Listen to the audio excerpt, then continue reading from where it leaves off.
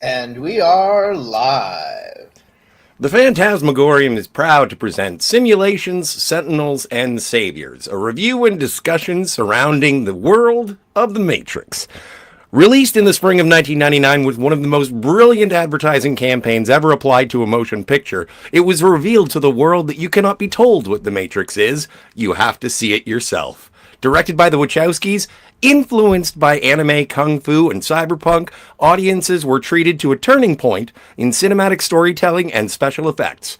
With a cast headlined by Keanu Reeves, Lawrence Fishburne, Carrie-Anne Moss, Joe Pantoliano, and Hugo Weaving, it is time to buckle up, because Kansas is going bye-bye. I am Scotty R37, Kat needs an exit, Steve is an operator, and we are joined by a very special guest, Anti-Derivative Jill. How are you guys doing today?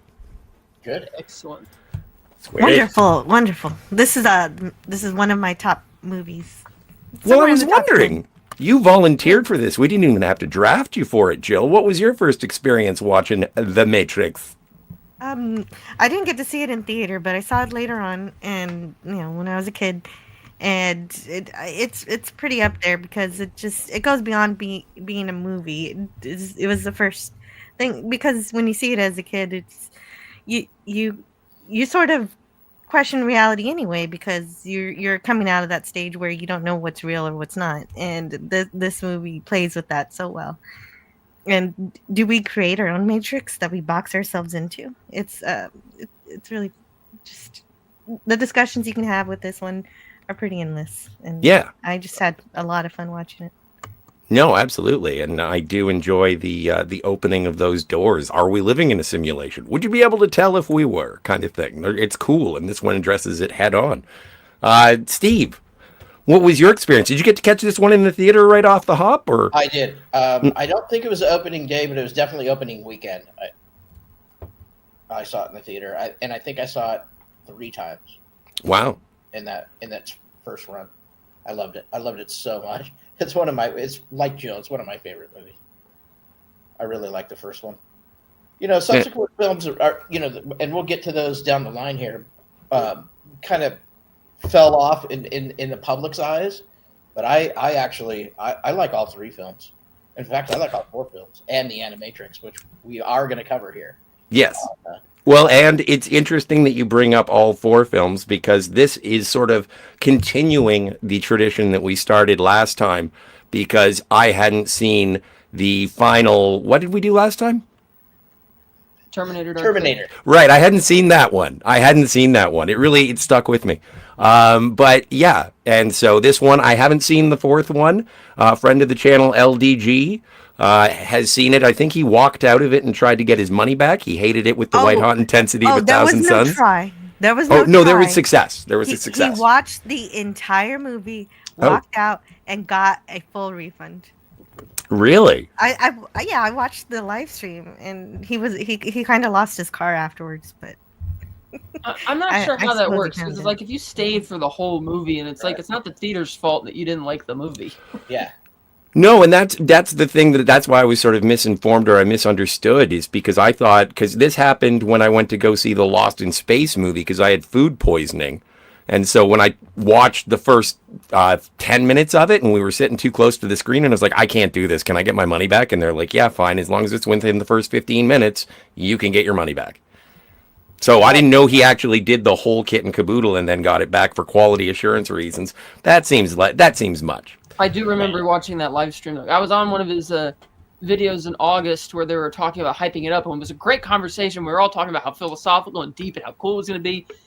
And then I watched that live stream when he walked out of the theater. He's like, that was the worst thing I've ever seen. I can't wait to see it. I am looking forward to seeing it. Ernesto, welcome to the jungle, baby.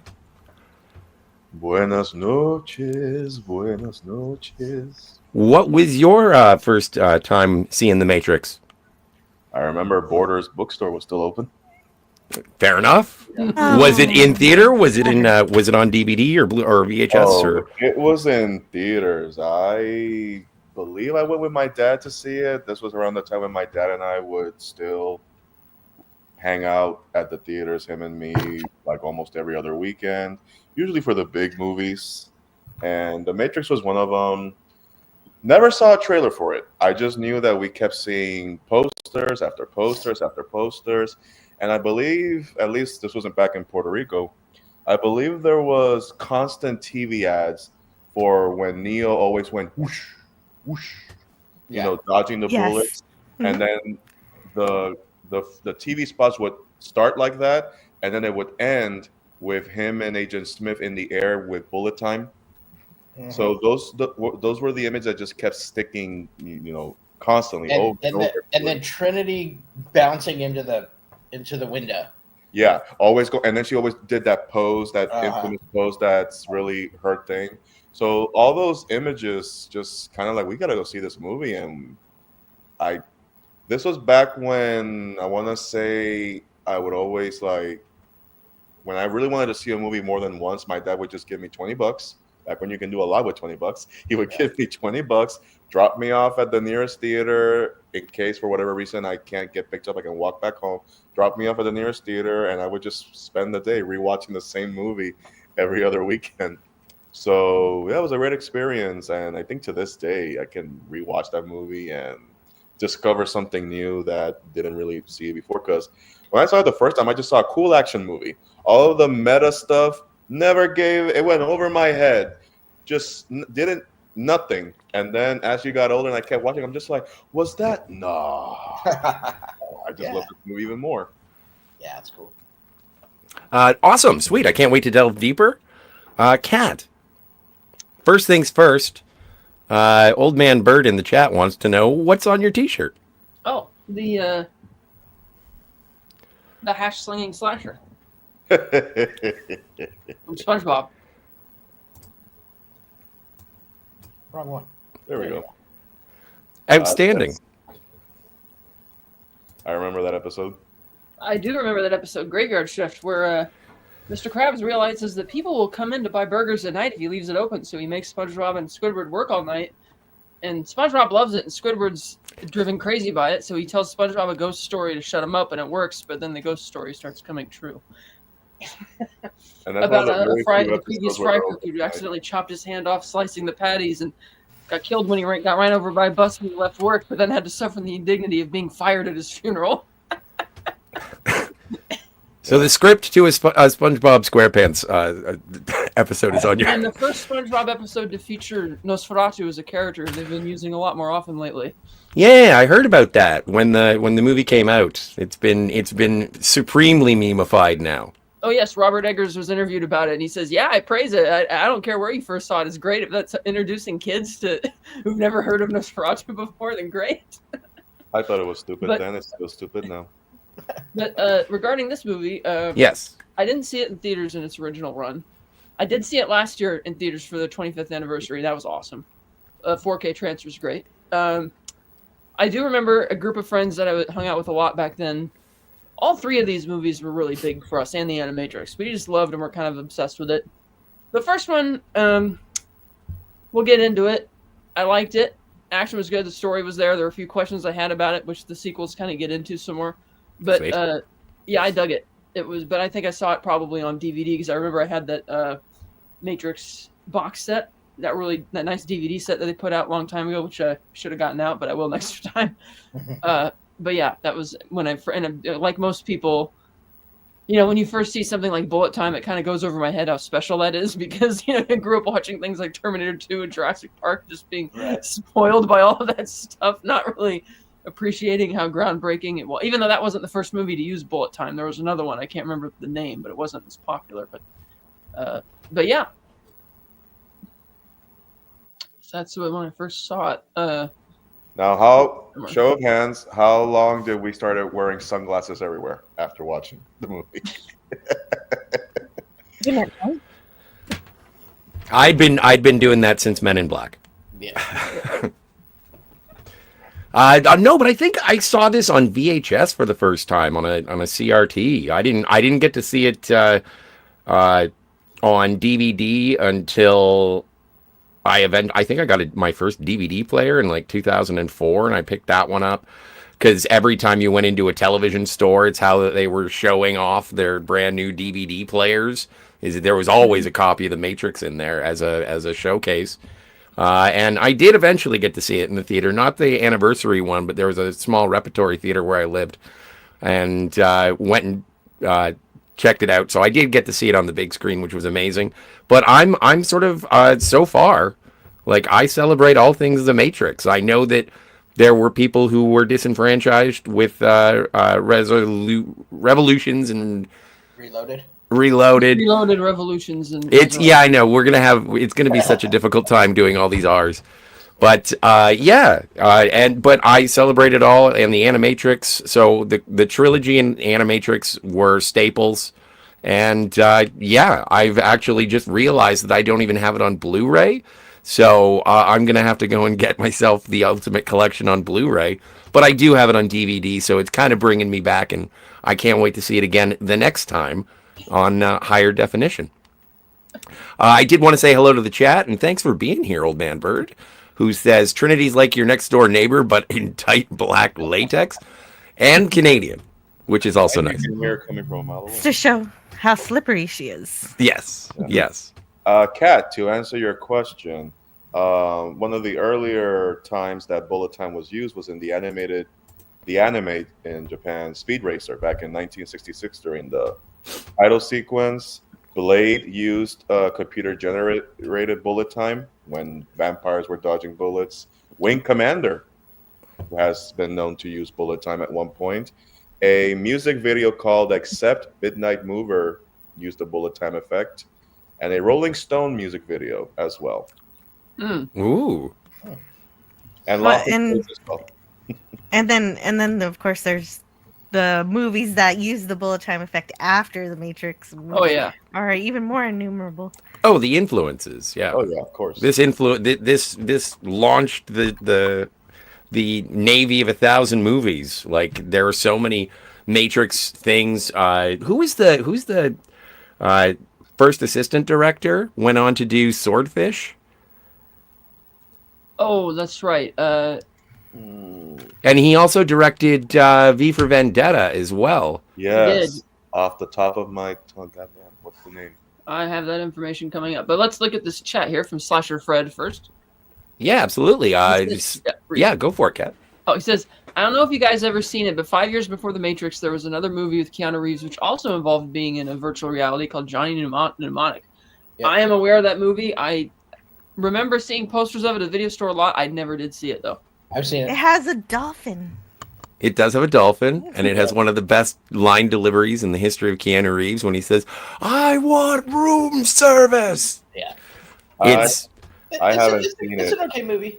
It's okay, yeah. It's an okay B movie. Yeah, it's like a B Sunday. But it's also a cyberpunk movie. Yes. Yeah. I haven't seen it, but judging by the title, every time I heard it, I feel like I could imagine what it looks like just by the title name, Johnny Mnemonic. It's interesting. It's the halfway point between Hackers and The Matrix. You can actually see a progression of what the 90s thought of the internet as you go through those things. Did he have like spiky frosted tips by any chance in that movie? There were spiky frosted tips. That is exactly the vibe I'm getting from the name.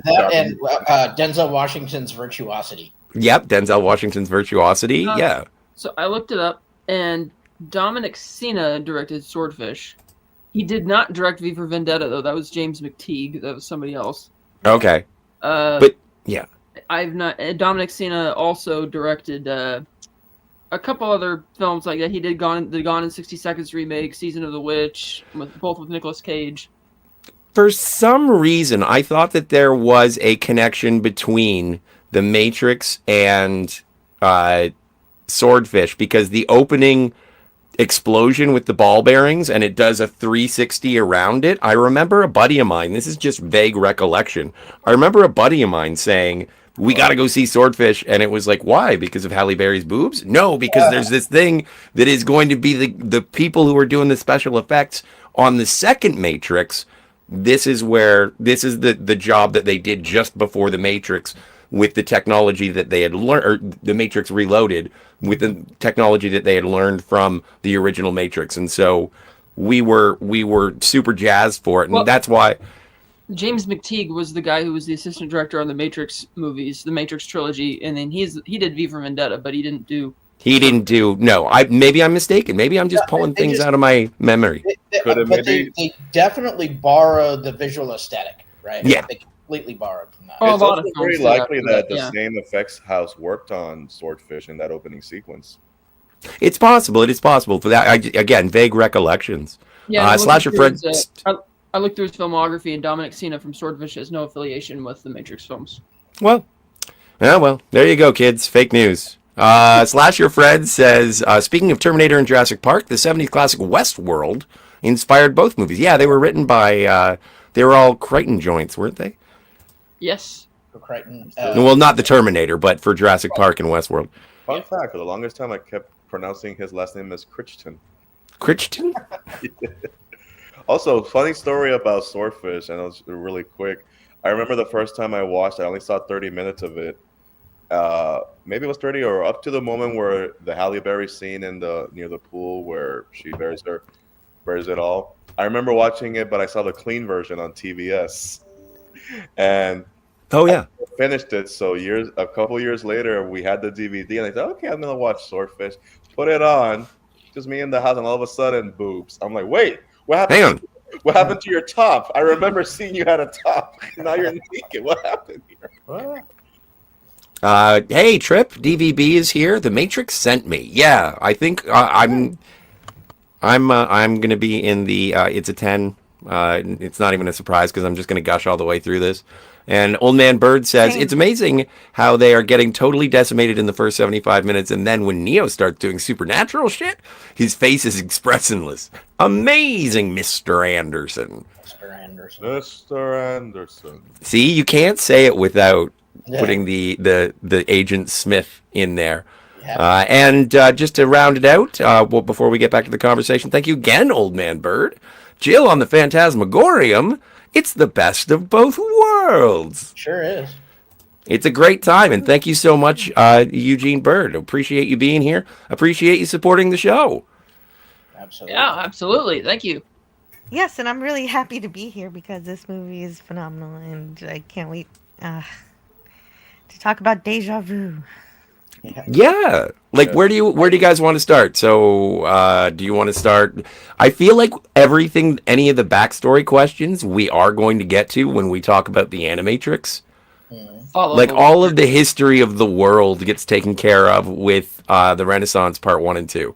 Which is why we'll do Animatrix next week, because I believe all of the Animatrix takes place before, during, and immediately after the first movie, not before all the other three. So we'll do that next week. But we can start with Follow the White Rabbit. They're going straight for the Alice in Wonderland bits here, and not just with the White Rabbit. Like, even when he goes to finally meet Morpheus, and you have the big high chairs, and they're sitting there with the pills, and just like when Alice has to take the pill to get big or small, and it's like, okay, here we go. Yeah. Yep. Yes, and how Neo has to walk through the door. He can't make him. He has to make the choice. It's all about self-determination, as opposed to fate, which is what Morpheus believes in. Yeah. Well, yeah.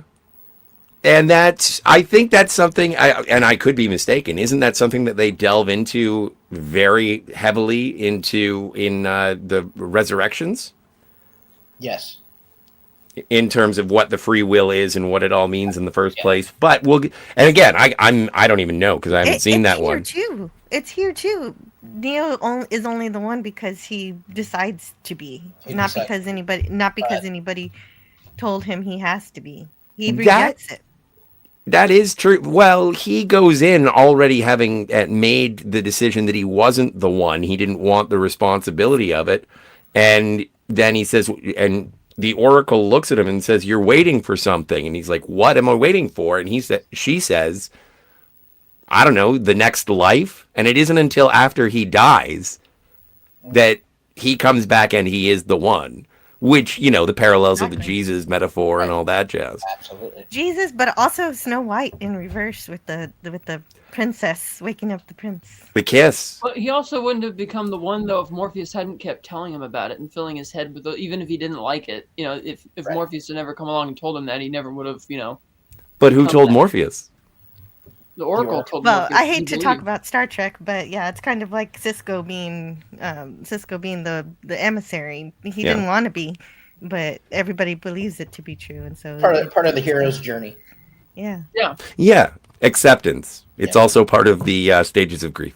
Yeah, Morpheus is like, the wise wizard on the side Same of the road that you pick up in the classic hero's journey, who's going to be the one to, mentor the reluctant hero, and that, classic type of, again, these types of movies which follow that classic Joseph Campbell outline for the hero's journey, no matter what skin you put it in, whether it's sci-fi, whether it's action, whether it's fantasy or drama, it works every time. It's a timeless, one of the most famous, and you have to really go out of your way to screw it up, to have it not work. Oh, and they have.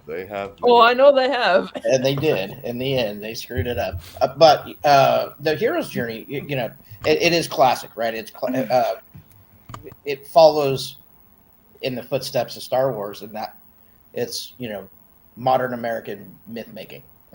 Yes, but also Neo didn't begin to believe just because Morpheus said that he was the one. It was when the Oracle's prophecy kind of came true, where Neo had to make the choice whether or not to save him or whose life to choose, and that's when he started to believe it. Yeah. Oh, but that's the thing. And I just kind of feel like I feel like this is an interesting film about self-determination. And there are certain movies that sort of do foreshadowing, but and one of those, like Shaun of the Dead, or all of the bars' names in the what is it? The Golden Circle, not the Golden Circle, World's End. And this is something where halfway through the movie, we find out that this has all been set up by the Oracle, who is then gone to find Neo, believes that Neo is the one, fills his head with all this stuff that the Oracle filled his head with, and then she says to him exactly what's going to happen through the rest of the movie. And then at the end of the movie, you find out that the Oracle told Trinity everything that was going to happen at the end of the movie right after she told Morpheus. So it does beg the question of the self-determination, if there is someone there sort of setting everybody up and pushing them on their way. There's definitely there's heavy manipulation from the Oracle for sure. Yes. Yeah. But if we want to dial all the way back, also the dialogue is really great in this movie. Yeah. I like when Neo says at the very beginning, "You ever have that feeling where you're not sure if you're awake or still dreaming?" And those are the kind of things that really stir my imagination. And most of the time when you bring things up like that, I respond by saying, yeah, man, mescaline. It's the only way to fly. Right. Yeah.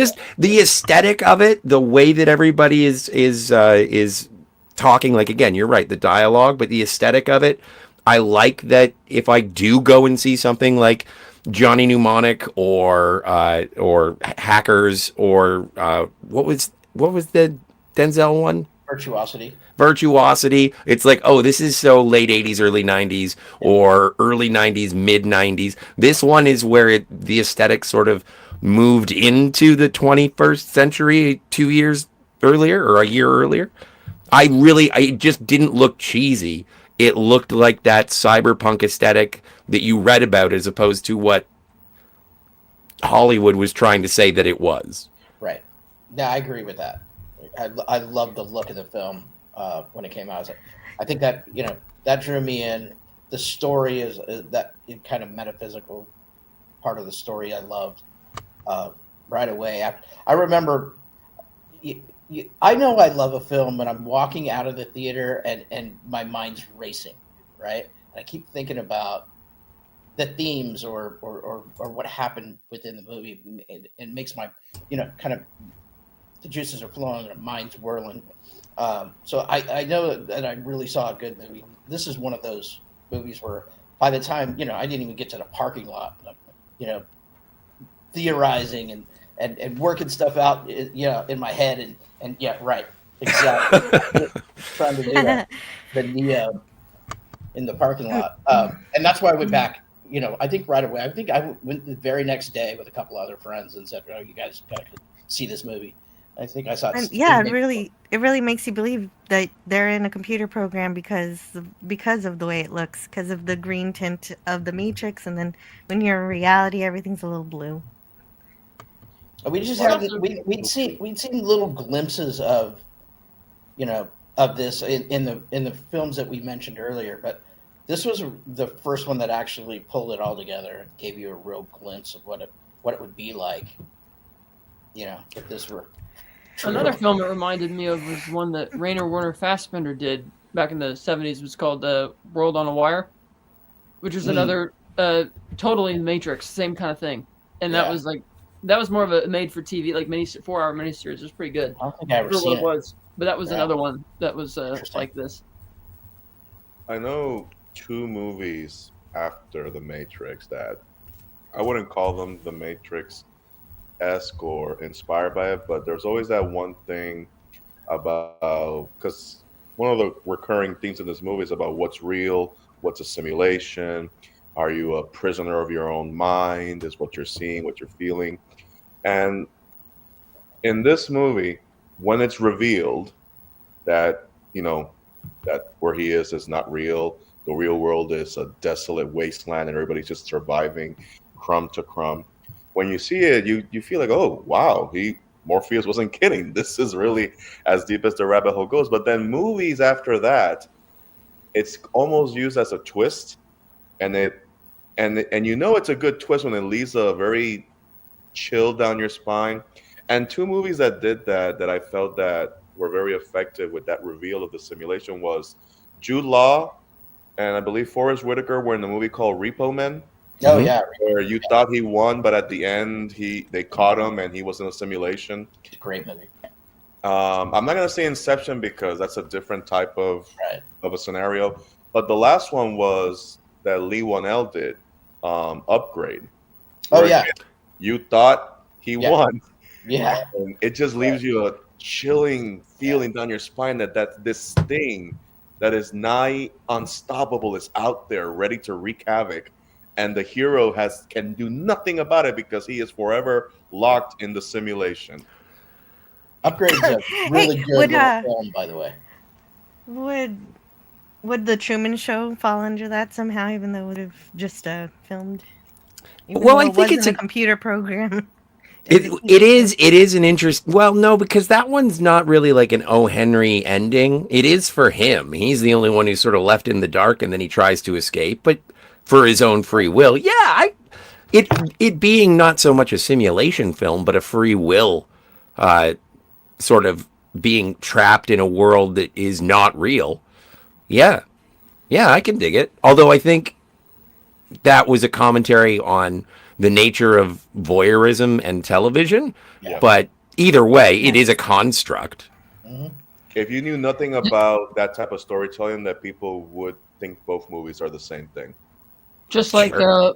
Logan's Run and THX 1138, making you think that this is the world and it's the only world that there is, and there's something else out there. It's just a construct.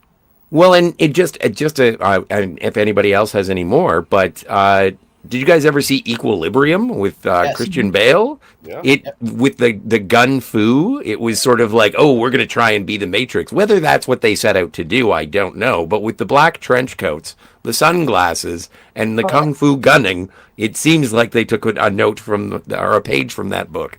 I remember I as a like kid, that our movie. friends and I kept regifting that Fruitful DVD higher to level. each other. That movie worked for me. It was fun.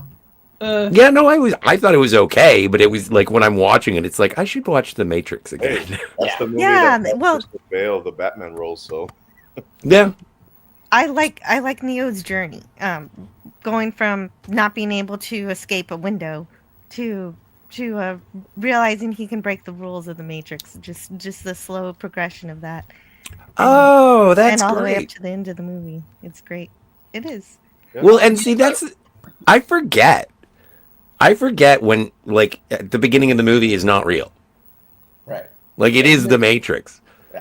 Old Man Bird says Neo seems morally ambiguous at the beginning. Somebody has to point out that Neo is an anagram for one. Do they do that within the movie? What, the anagram? They like it is obviously an anagram for one, but no one ever says, "Don't you get it?" No. They never Oh, spell no, it out for him. Nobody does. No, No. I think that's something that, for me, especially when I saw it like a couple more times after, when it kind of just clicked. Oh, that's why they kept saying he's the one.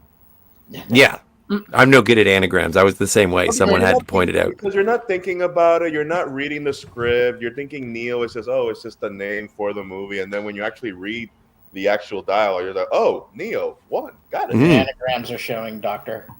And DVB here with the deep philosophical questions. How deep? Would you eat an Oracle cookie? Yes. Only if it's a redhead. I would love an Oracle Oreo.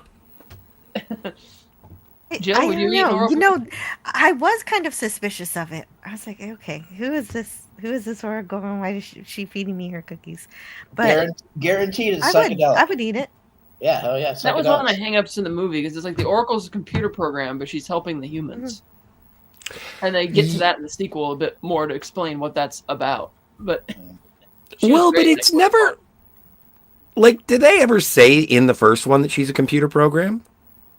Well, the fact that you can only see her in the Matrix kind of she's only in the Matrix program, much like the agents. I think it's kind of like the way they explain who she is, how to get to her, following that they're having to enter. Then I kind of like, if she's this all-seeing person, that you're thinking that she's probably a computer program of sorts. Well, and the only description that they give, that Morpheus gives of her, is that she is as old as the Matrix itself. Which, when you see her and she's an old woman, and they don't know what year it is really, which I found very odd, because there is, I think it says 2168 on. Well, no, they on the commissioning plaque on the Nebuchadnezzar, it says launched 2168, and then Morpheus says we think it's around 2199, but we don't know for sure. It's like, so does that mean the Nebuchadnezzar was made before? Or like, that's a sort of discrepancy. But again, it's like I'm literally counting bolts on the ship to try and poke holes on this. It's one of those in-world explanations that when you get to Reloaded, when you get the explanation of the Matrix, those kind of details start to make more sense. Yeah. Because if you just take it at face value, you're gonna be like, well, wait, but then how? And then when you see Reloaded, however out there it goes, it does make sense eventually. Well, and that's the thing, is that, and I don't, if we want to do a rundown of the story, but like, I feel like this is a more of a free-flowing conversation, just because I don't think we can spoil the Matrix. I think everyone has seen it. If you have a new TV, you've probably watched it. It's probably an all ages action movie at this point. I think there's only one swear. There's no nudity. Like, I guess it's violent as all get out, but no more violent than a video game when you think about it. All American. I think anyone 12 and over can watch it fine. That sounds right. So it is something. And again, if you got a 4K television and you're either streaming it or you're playing a 4K of The Matrix because you're old enough to afford a 4K setup, and you're like, no, this is exactly what we use to test our shit. This is what we use. Like, it makes sense. It is an R-rated movie. I think it's for the amount of gun violence in it, because it's not like hyper violence. It's like a lot of it's like realistic, particularly in the scene I'm watching right now, in the lobby of the the security building. That's really violent. I guess, and the blood, but But do you need all those to do all those cartwheels to shoot your gun? Yes. Cartwheels. Sasha Fred says the blue pill and red pill became such a very famous quote. Yeah, it did, and that was the big question everybody loved asking when they counted. You gonna take the red pill? Or you gonna take the blue pill? I mean, it permeated through the zeitgeist. Crazy. It did, and that whole scene. I mean, the Morpheus just seemed like the coolest cat ever. Yeah. For the longest time, that's why every movie copied that too. That whole Morpheus look and everything. Ooh. Nice. Oh, you got the nice. Ooh, that's nice. I forgot about that set. Yeah, the cat and the rabbit. See, there's a Cat deja in the vu. I Rabbit knew it was set. going to show up. That's Uh oh. That's That's nice. wicked, dude. I forgot all about And then that. if you see here at the bottom, you see the bullet going.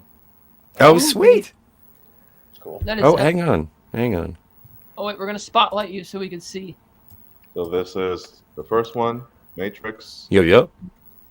and then this is Reloaded. Sweet. And I believe, Kat, did I send you the steelies that I had? You sent me the one Or did for I send you Resurrections. Resurrections? Yeah. And then this is Revolutions, and then this the last one, Resurrections. Man. But yeah, this is the rabbit. Yep. Rabbit. The front with Neo and the cat. Meow. Speaking of the See cat, very Deja crispy the bottle. Deja vu, the black cat. speaking of the cat, if you could spotlight me, Scott. Sure. Oh, that's another thing that's in the. Oh, that's gorgeous. Mhm. The Matrix trilogy Oh, sweet. with the three of them on the back, Yeah, that's cool. and yeah, Are those 4? the discs in there. I got one disc in the player right now playing, so Are those 4K? they are. Nice. Good work. Yes. What was the one that came out? What was it, a few years ago, 2015, or a little later in the teens, where it shows like the hibernation egg that the humans are in? That was an anniversary, right? Yeah, that was one for that, and then there was the individual one with the bent spoon for the first one, which sold out very quick. Here's the one from Resurrections that you gave me. This one just had a very very straightforward. just the title. And Trying then, to fool people into watching it. Simulate, as you can Simulate, see the yeah. handle for the cup there. Oh, nice. Yeah, with the nice interior. Describe for that one. Yeah, that's cool. That is rad. Because I had bought that because I was going to see if I can maybe hunt down the individual steel books, but I came across a lot of them from like different regions and everything, with all very unique, beautiful cover art, but they were all in like the hundreds to $200. I don't know if you Mhm. like very price gouging. And then when Zavi announced this collection, I just bought it right there, and I sent Kat the Resurrections copy in case she didn't have it. Here, don't just take it. Rock and roll. Yeah.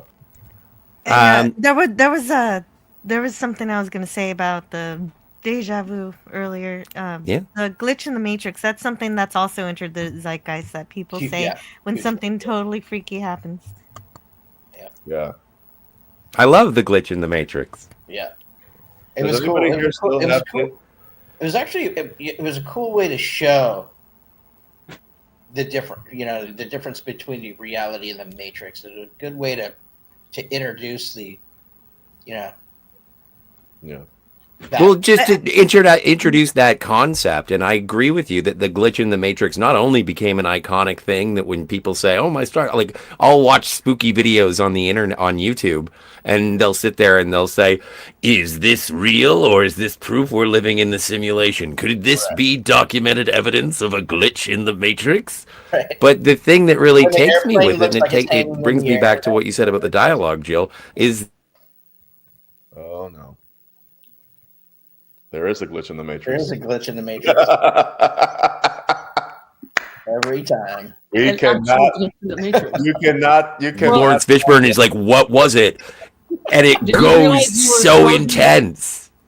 I like he didn't realize Scott, it was you glitched. You literally glitched for a full 30 seconds. Yeah. I wish I could come back with like a suit and tie on and I was dressed like an agent. Spotlight me one more time, Scott.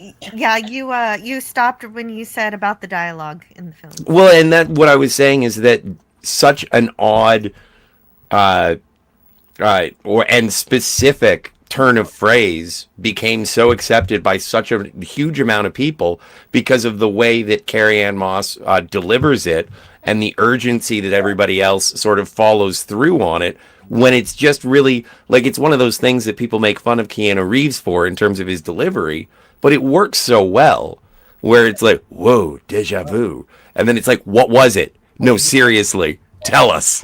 Right. Yeah. I just think it sells a bizarre concept very, very well. Yeah. I found the other. Oh, okay. Go ahead, Scott. I found the other two. Nice. Sweet. So how retroactively relieved are you that Will Smith did not get this role? He was approached for it. I don't know, because if it was the original casting, I would be so excited if it was Sean Connery and Will Smith. I don't think that that's a pairing that I'd be ever able to turn my back on. I'm kind of glad it wasn't, because he kind of did something similar with the reluctant guy, not really thinking he's the one with the first Men in Black movie, and it's like you'd be kind of doing another version of that. And I think Keanu's more tailor-made for this role because he's so like, whoa, like even Old Man Bird tells us, Bill and Ted. Right. Yes, and I thought it was much more fitting. Yeah, Keanu is perfect for it because he's the kind of, I don't want to say that he's a blank slate, but he's like a video game character, the perfect video game character where you can put yourself in his shoes. He's the NPC that actually got a buff in the game. The original free guy. The Matrix Reloaded. Hang on. Yeah, I like that with the keys. Yeah, that's cool. The keys, the Neo, Morpheus, and Trinity, and just the cityscape in the background. And this one includes 4K Blu-ray and Blu-ray bonus disc with all those remastered bonus features from that epic box set. And then I also have right here Matrix Revolutions, just them splashed in the rain, and all of those damn the giant robots. Yes, the giant kaiju, and same thing there. All the Blu-rays and 4K. I guess they're not really giant robots. They're giant. They're mech suits. They're awesome. Yeah, they are awesome. Yeah, they're awesome. Here's my take on the whole Will Smith could have been Neo at one point. Because I've seen interviews and they brought it up, especially this was before the Oscar slap, somewhere between when he was doing his Oscar interviews and everything. A lot of the questions kept coming to, you famously turned down The Matrix and everything, and it turned into a huge success. How do you feel about that?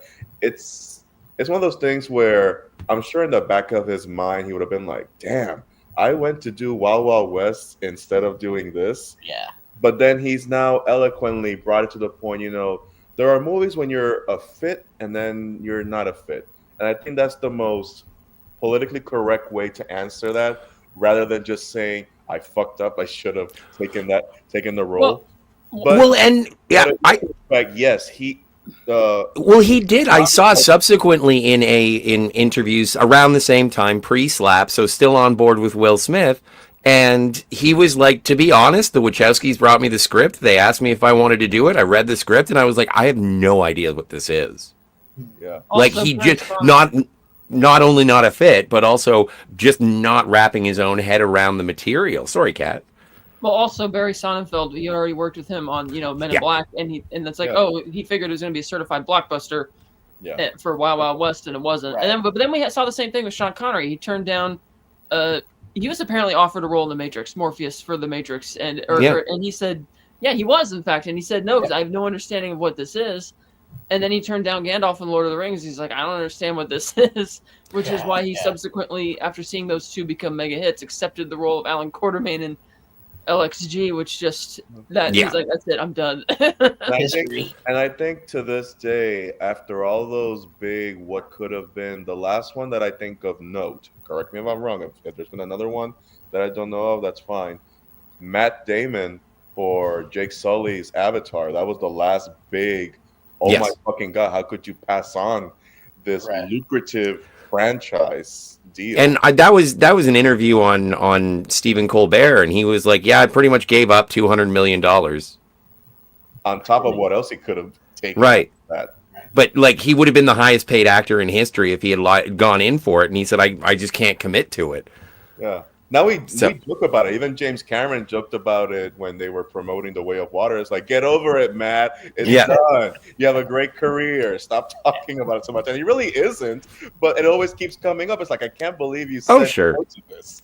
But that's the Hollywood gossip, fun sort of speculation, alternate history. How many Rose Cups you can pay with that Avatar money, Matt? A recent one I just heard about, actually, was a Denzel Washington turned down the Brad Pitt role in Seven. He read it and he thought it was just too demonic, and then he went to see it and he's like, I should have said yes to that, even though Denzel was like, 9 years older than Brad, so I think it wouldn't have sold as well. Because I don't think Denzel would have been as believable as a rookie because he would have been around 40 or so at that time when they made the movie, as opposed to 31 like Brad was. It's Denzel. He could have pulled it off. Is that why he did Fallen with John Goodman? Remember Fallen, and it had Elias Koteas, and it's basically GoBot 7. Yeah, it is GoBot 7. Can I also mention, if they were to make another go around for the Matrix, whether it's a sequel or a reboot or what sort, I would be totally on board to go back to Will Smith and say, hey, you want to lead this next Matrix franchise and just start a new story with a new singular character? Go for it. I am all for it. Please. I have heard rumors about it. Role or the you really want to jumpstart your career again, like really jumpstart another one, like your golden years now. Go with another crack at the Matrix. Trip in the chat says, it says the Matrix is such an awesome movie. Haven't watched it in a while, but it's cool to hear the discussion tonight. Follows up with that. The Matrix blew my mind when I saw it in the theater. Awesome movie, still holds up. Yeah. I was still holds up. Yeah. Oh, hang on a second. Slasher Fred says the Disney classic Tron can also be seen as sort of an inspiration to the Matrix. Yeah, you can see that. Sure. And what about World on a Wire movie? Cat sounds cool. Thank you. And I wrote it down. Parallel Jill, both the Truman Show and the Matrix have the protagonist placed in the artificial world. Yeah. What about Spectre of the Gun? Spectre of the Gun? Well, they aren't. See, that's the beautiful thing about it that makes it interesting is that Neo, all of the humans, they're harvested. They don't know. They're just born into the situation, and they're not necessarily placed into it. That's why I kind of like what Ernesto said about the Repo Men and Upgrade, and what you said about Truman Show. These people don't know there's a outside. Okay, then that Enterprise episode where they find this really cool space station but it has these they act like they kill the crew member, but they actually steal the crew member and put them in this computer. And is that the Voyager episode? No, it's not Voyager. It's Enterprise. Okay. Dead Stop. Oh, right. Yeah. Stargate SG-1 touches on this. Oh yeah, that's true. The game something has the word game in it. So and yes, go ahead. You be curious first, and then it's my turn. Continue. Sorry, my brain has escaped me. Continue. I'm sorry. Oh, I'm sorry. I made you lose it. But I do want to touch on, since we're on this subject, I want to make sure we don't skip over the fact that, do you really believe robots could use humans as a power source, or what do you think exactly? Because we couldn't create that much energy to be a battery. I know they said it was mixed with fusion power. Yeah, that was an interesting throwaway. Yeah, we would not be able to generate enough electric power, let alone for the machines that are even running, just holding the humans in the cocoon. It's like, no. Well, and because I remember reading something, and it was, someone's first article in Wired magazine, and it was like, this is just completely inefficient. But when you watch the movie, and you look at the sheer numbers of humans, and it is, like, it makes sense, considering it is the only resource left to power the machines. So if you captured billions of people, which, as we will come to learn, not a big problem for the robots. Harvested like corn. Yeah, exactly. Each of those pillars is basically a cob of corn, and there were thousands of cobs of corn, each kernel being a different people. And so with that many batteries running, and then mixed with some kind of fusion, this science fiction suspension of disbelief is totally fine by me. The sheer number of machines is just too much. But but it depends on also how the machines are being used. It also depends on how the machines are being used, because I want to just say right now that it is one of the greatest product placements in movie history, where it's in your face, but you don't stop at it because it pretty much just sums up what he's trying to tell him with the Duracell battery. Yeah. Like this pitch perfect. Whoever told him to put the Duracell battery, that ingenious product placement. Absolutely, but also it speaks a lot to the product of Duracell, just simply because everyone knows the copper top. Sure. Like it goes hand in hand. It's kind of like Kleenex is facial tissue, kind of thing. But I whatever. know we'll discuss it, but I think the Animatrix kind of like hints at why it would go from we're going to annihilate you, but don't worry, it's going to be for your own good. Well, Well, and right. They Of seem to be course. completely efficient too. So when they're not needed or in use, they power down, right? So they wouldn't need to power all the time, 24/7. Right? Now, one thing I've always wondered, say in a what if scenario, because I'm pretty sure this has been debated at some point when the movies were coming out, if the Matrix created, they had to redo the program so many times because even Agent Smith tells them, the first program was pretty much paradise, but you all rejected it. You started dying in the thousands. So what did we have to do? We have to give you pain and misery because you thrive on it. It's what makes you guys tick, basically. It's our perception of reality again. Exactly. If it's too perfect, we think it's a dream. Something's wrong. Exactly. Like we can't give you heaven, so we have to give you hell in order for you guys to thrive. It's the smell. It's the smell. If in the real world, before it went to shit, they reached that point where the robots took over, would it then make sense that in the simulation they never get to that point? They just reach a certain point and it just keeps resetting itself so that they don't realize that it's never going to move forward. It's always going to be stuck in that prime timeline. All right. I did want to say hello to Swift -1. I believe this is your cue, Jill. Oh, Matt G. Thank you so much. It's multi-channel now. This is great. But I did want to. Yes. I wanted to, just because of generous contributions, and I want to see if I can wrap my head around this. Old Man Bird in the chat says, when theoretical physicists draw up math rules, they can represent reality with multidimensional spaces, like Hilbert spaces, Leach lattices, E8, 26-dimensional bosonic string theory, 10-dimensional superstring theory, and the ADS-CFT correspondence.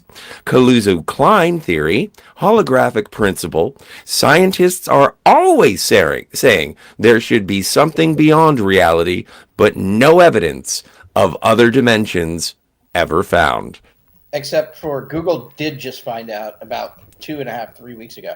What? When their quantum computer did something that it computed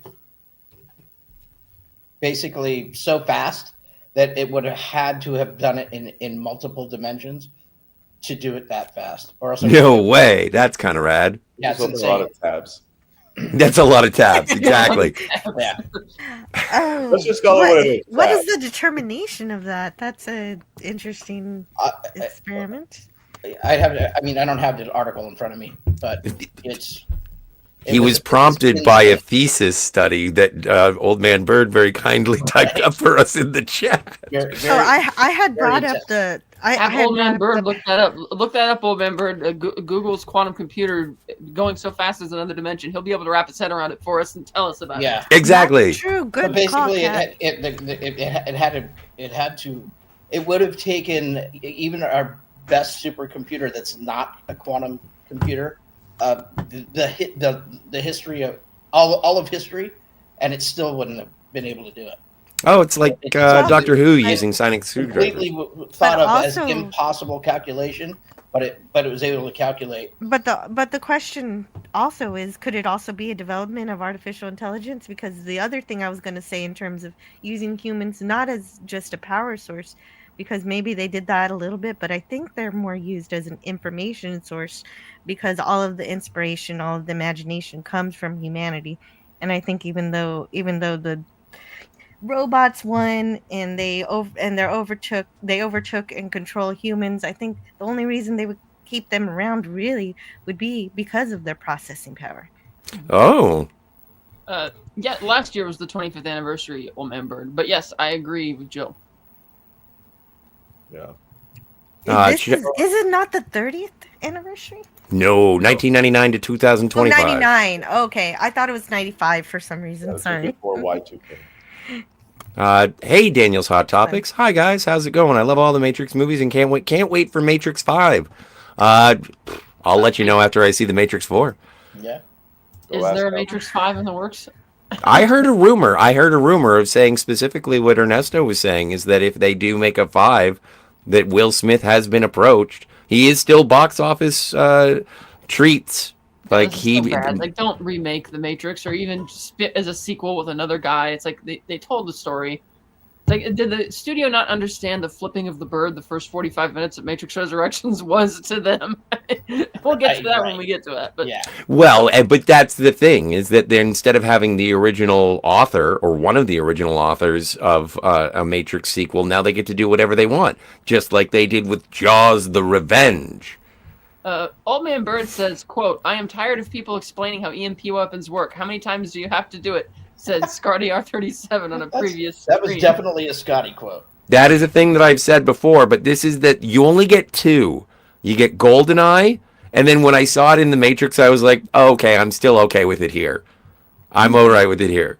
Because it does, they had to say that this is our only weapon against the machines. So I was... Will Smith tweeted that The Matrix has you. And that's okay. So I guess if you did tweet something, then I guess there is something going on. Well, he's promoting something. I don't know if it has to do anything with the Matrix, but we don't know. The problem with that weapon is that it knocks out their machines too, doesn't it? Yes. It follows the Joseph Campbell monomyth storyline, like Star Wars. Absolutely. Yeah. Mm-hmm. Also, Wild Wild West did have some semi-packs that are a body double. I don't know. That was hers. That was such... I don't want to talk about Wild Wild West. Yeah. But it's got a giant freaking spider at the end. Yes, it does. It has a story about that. Oh, here's something. DVB suggests that maybe the machines were powered by all of the people's souls. Oh. Instead of just their bodies. Maybe. Well, I think it's brain power. I think all the emotions, shooting all those electrons that quickly on a massive scale is what's powering them. Well, and that's sort of touched on. The human body does generate heat, but not enough to, maybe, I don't know. I don't even know what BTU is as a measurement of anything. What is a BTU? Here comes Old Man Bird with a bunch of science for us. He says, human body heat is equivalent to that of a 100-watt incandescent light bulb, but far more spread out in surface area, therefore not as hot. Yeah. Okay. He says, billions. 2,000 kcal diet can heat 2 liters of water 1,000 degrees Celsius. And he has read the article for us. He could comment. He says, I have already studied quantum computing. According to its inventor, David Deutsch, all quantum computations occur in multiple universes, like Hugh Everett III's PhD thesis, the many worlds theory, but not proven. He says, too many calculations is based on the Church-Turing thesis, which says that no calculation can be done faster than a classical computer, but that assumes only deterministic calculations and quantum. See, Old Man Bird, I would say you're a brilliant man, but you're the only writer who has to pay us and quantum computers to provide content. Yeah, and quantum computers use non-deterministic calculations. So when they use the word worlds, we're talking about a virtual world? What is it, like a partition of reality? No, because earlier I joked about open a bunch of tabs in order to do the thing. So when they say worlds, are we talking, or how Stevie? Right, so he's conceding that it is possible to do it faster as long as it's not a deterministic calculation. But I think, yes, by the many worlds theory. Well, he says in that same quote that they can occur in multiple universes. So I would assume by many worlds he's referring to multiverse. Multiverse, yeah. But okay. I don't want to say what I want to say because it'll make me look foolish trying to justify. Dude, I'm here. So, what I'm trying to say is that when you say specifically worlds, I'm thinking, are we talking like reboot, like a virtual world that is created to throw in the calculations? Because once you say multi, I'm just like, okay, I don't buy for a second that a computer can just crack the fabric of time and space to make a calculation. Yeah. See, but I think that's what Apparently that's quantum. exactly what it does. Yeah, that's what quantum computing is. Like because it's going. Like I'm assuming quantum mania. Like we go into a depth of different Well, then by that logic, dimension. Well, If not universe, then dimension. then by that logic, I would question that no, the science is not there for it to crack it that yet. Yeah, and speaking of science not being there to crack it just yet, Eugene Bird says too much to explain in chat, and You did a man's job. That was amazing. Well, and considering the Neuralink that Elon Musk is working on, I don't know, how much our brains are going to be able to hook into computers, but here in the Matrix, it's super easy to just grab a disc and learn anything you want. Yes. How World soon means are we going to universe have that? splits. Oh, in terms of Neuralink download skills, like I want to learn Spanish, and then you just pop it in and you're there, like a USB stick. Yeah. That's something Well, that this movie plays with. Quick, I need to learn how to fly a helicopter. yeah, no, I understand. I'm just, again, I'm wary of that kind of technology of getting a Neuralink or too. getting something, because I've said this before. I don't know if it was talking to you about it, but it was like as soon as you put technology in your brain, it is going to be attached to like the internet. It is not going to be. You're not going to be individual. I think you will be able to get viruses and. Well, I don't know. Yeah, I guess if there's something. Chat Tiger Stripes says, I hated the ending of The Matrix so much that it unzipped the rest of the story for me. I have an interesting story about that, because when I did go see it in the theater, everyone was very, very excited, and I was enjoying myself greatly. And then we get to the end with, as Jill mentioned, sort of the reverse Sleeping Beauty or Snow White, where Trinity, in a gender reversal, is the woman to sort of revive Neo with the true love's kiss.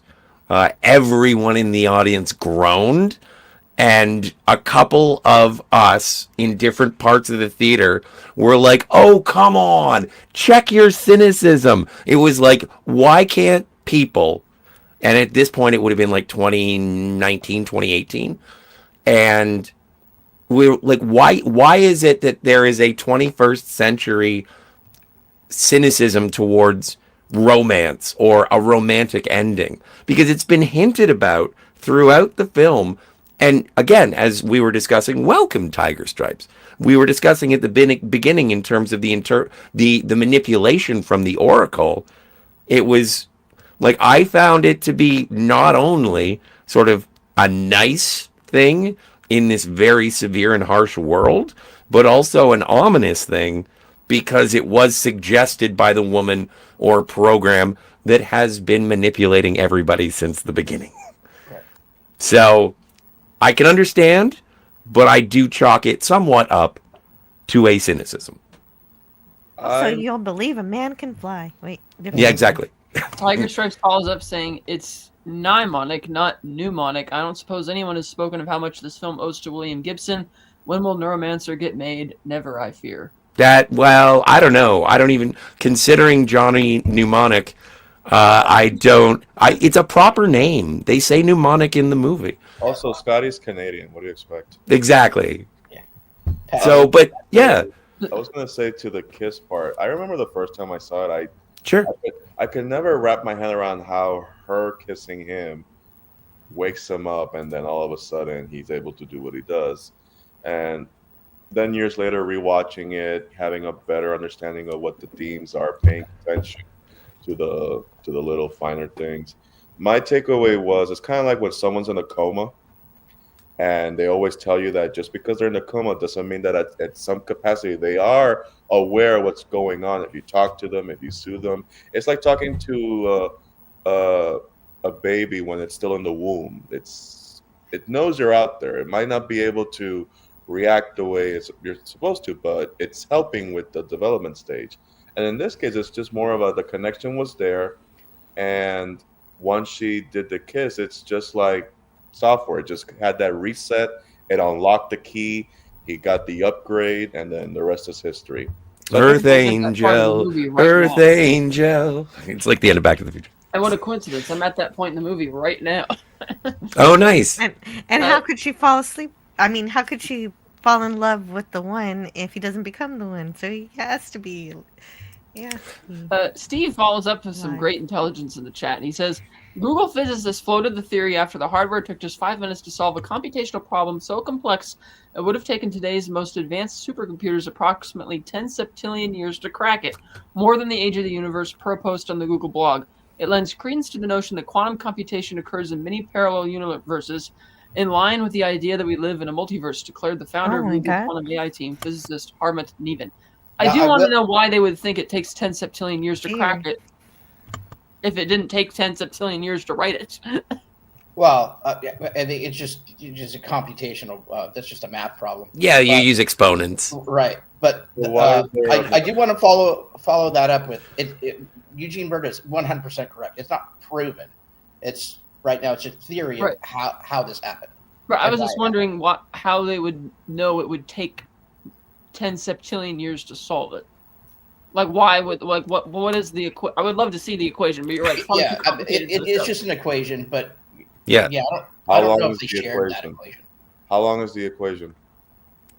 It's basically 3 doctors from 3 different time periods using 3 different or the same sonic screwdriver. And if anybody's seen the 50th anniversary of Doctor Who, I was gonna say if we don't have a portal gun, I can't walk to another dimension. I really What's the name of the? I can't I can't perceive it. What's the name of the computation? something septillion. Something. Old Man Bird says, reminds me of Superman Returns when Superman dies because Lois doesn't love him anymore. Then she whispers something in his ear. Then he disappears out of the window. Yeah. Yeah. That's actually, yeah. And, Romance well, see, and if and you compare the Brad. two, obviously The Matrix is better. Superman Returns is a good movie, though. It's not, I'm not, yeah, just if you were to compare the two. Another thing I want to talk about was when Cypher betrays them. I and was it's just kind- going to say that. It was kind of the notion Awesome. that Morpheus just assumes, like, because reality is so important to him, he thinks everybody is going to love being woken up. And sure, Cypher may have had a bad life, which is why he may have been prone to take the pill, but it's like, he's like, man, I've seen this real world and it sucks. I don't believe we're in any of this faith stuff that you believe in, Morpheus. I want to go home. And I imagine he probably asked him that, and he said, because there's no real way to do it. And so he's betraying them because he's so desperate to get back. And it's like, the part that makes him evil is when he kills all his other friends, but I can't really fault him for missing the Matrix. No, I actually really like this part of the story. I think it more humanizes, is that it's not when you get woken up out of this world or out of the Matrix. It's not a utopia, right? It sucks. They're eating crap food. It's you know what I mean. Hell. It's not easy. It's hell. And I like the fact that they explore at least through that Cypher character the ignorance is bliss trope. It makes a lot. It adds layer to the story that I really found very fascinating, interesting, and Yeah. and it just gives it the more heart. Maybe that's the wrong word, but more depth, Well, maybe. It's kind of like The that story. existential question of what really matters, like your life Right. experiences or what's real. Like I pointed out that the tragedy at the end of Inception is that if you look at the story chronologically, Dom Cobb unintentionally killed his wife because he valued reality more than this paradise they were living in. And by the end of the story, he doesn't care if he's living in reality anymore because he's just so happy to be back with his kids. So he's basically at the same point at the end of the story that his wife was at the beginning of the story. And that's the tragic thing at the end here. Whereas similar in the Matrix, it's like Morpheus is so putting a value on what is real and everything. And it's like, well, Cypher seems to value like his experience, his life, because it's not like you're immortal. He's going to die someday. He's like, no, I want to go back to Right.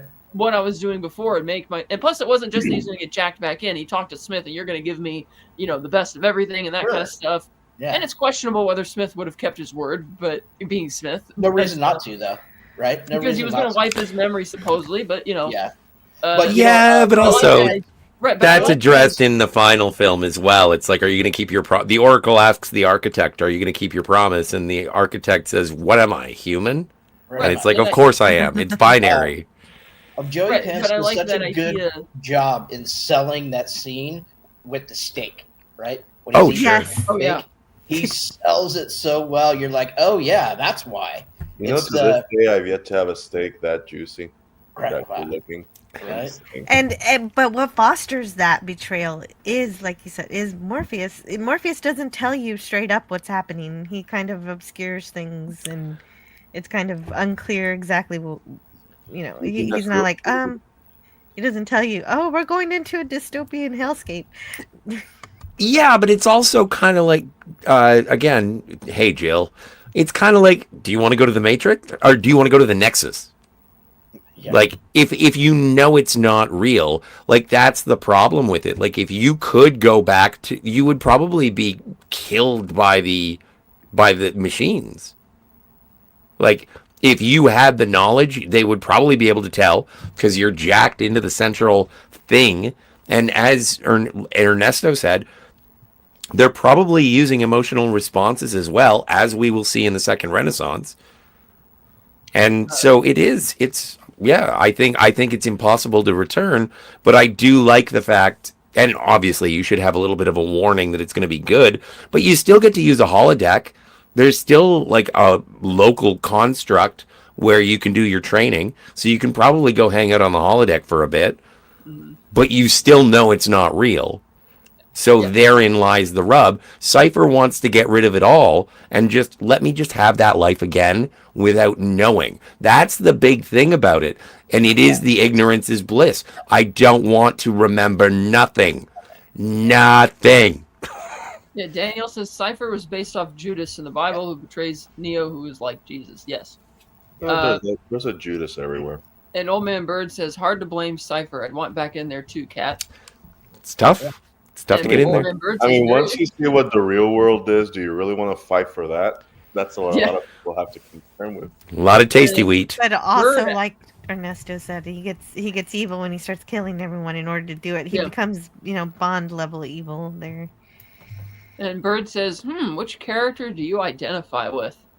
Well, I can sympathize and empathize with the desire to get back into the Matrix and living in this hellscape that is the real world, and so, I kind of identify with Cypher more, because, like, even watching this movie as a kid, it's like, okay, this is reality, but the level of cataclysmic event that created all of this, you are so far removed, eons and eons, from any type of normal life or existence. Like, even if you could snap your fingers and make all the machines go away in a second, that's not going to change the fact that the skies are so completely, clouded, and that's a wasteland. It's like, so I kind of identify with Cypher up until he, before he starts killing everybody. Mm-hmm.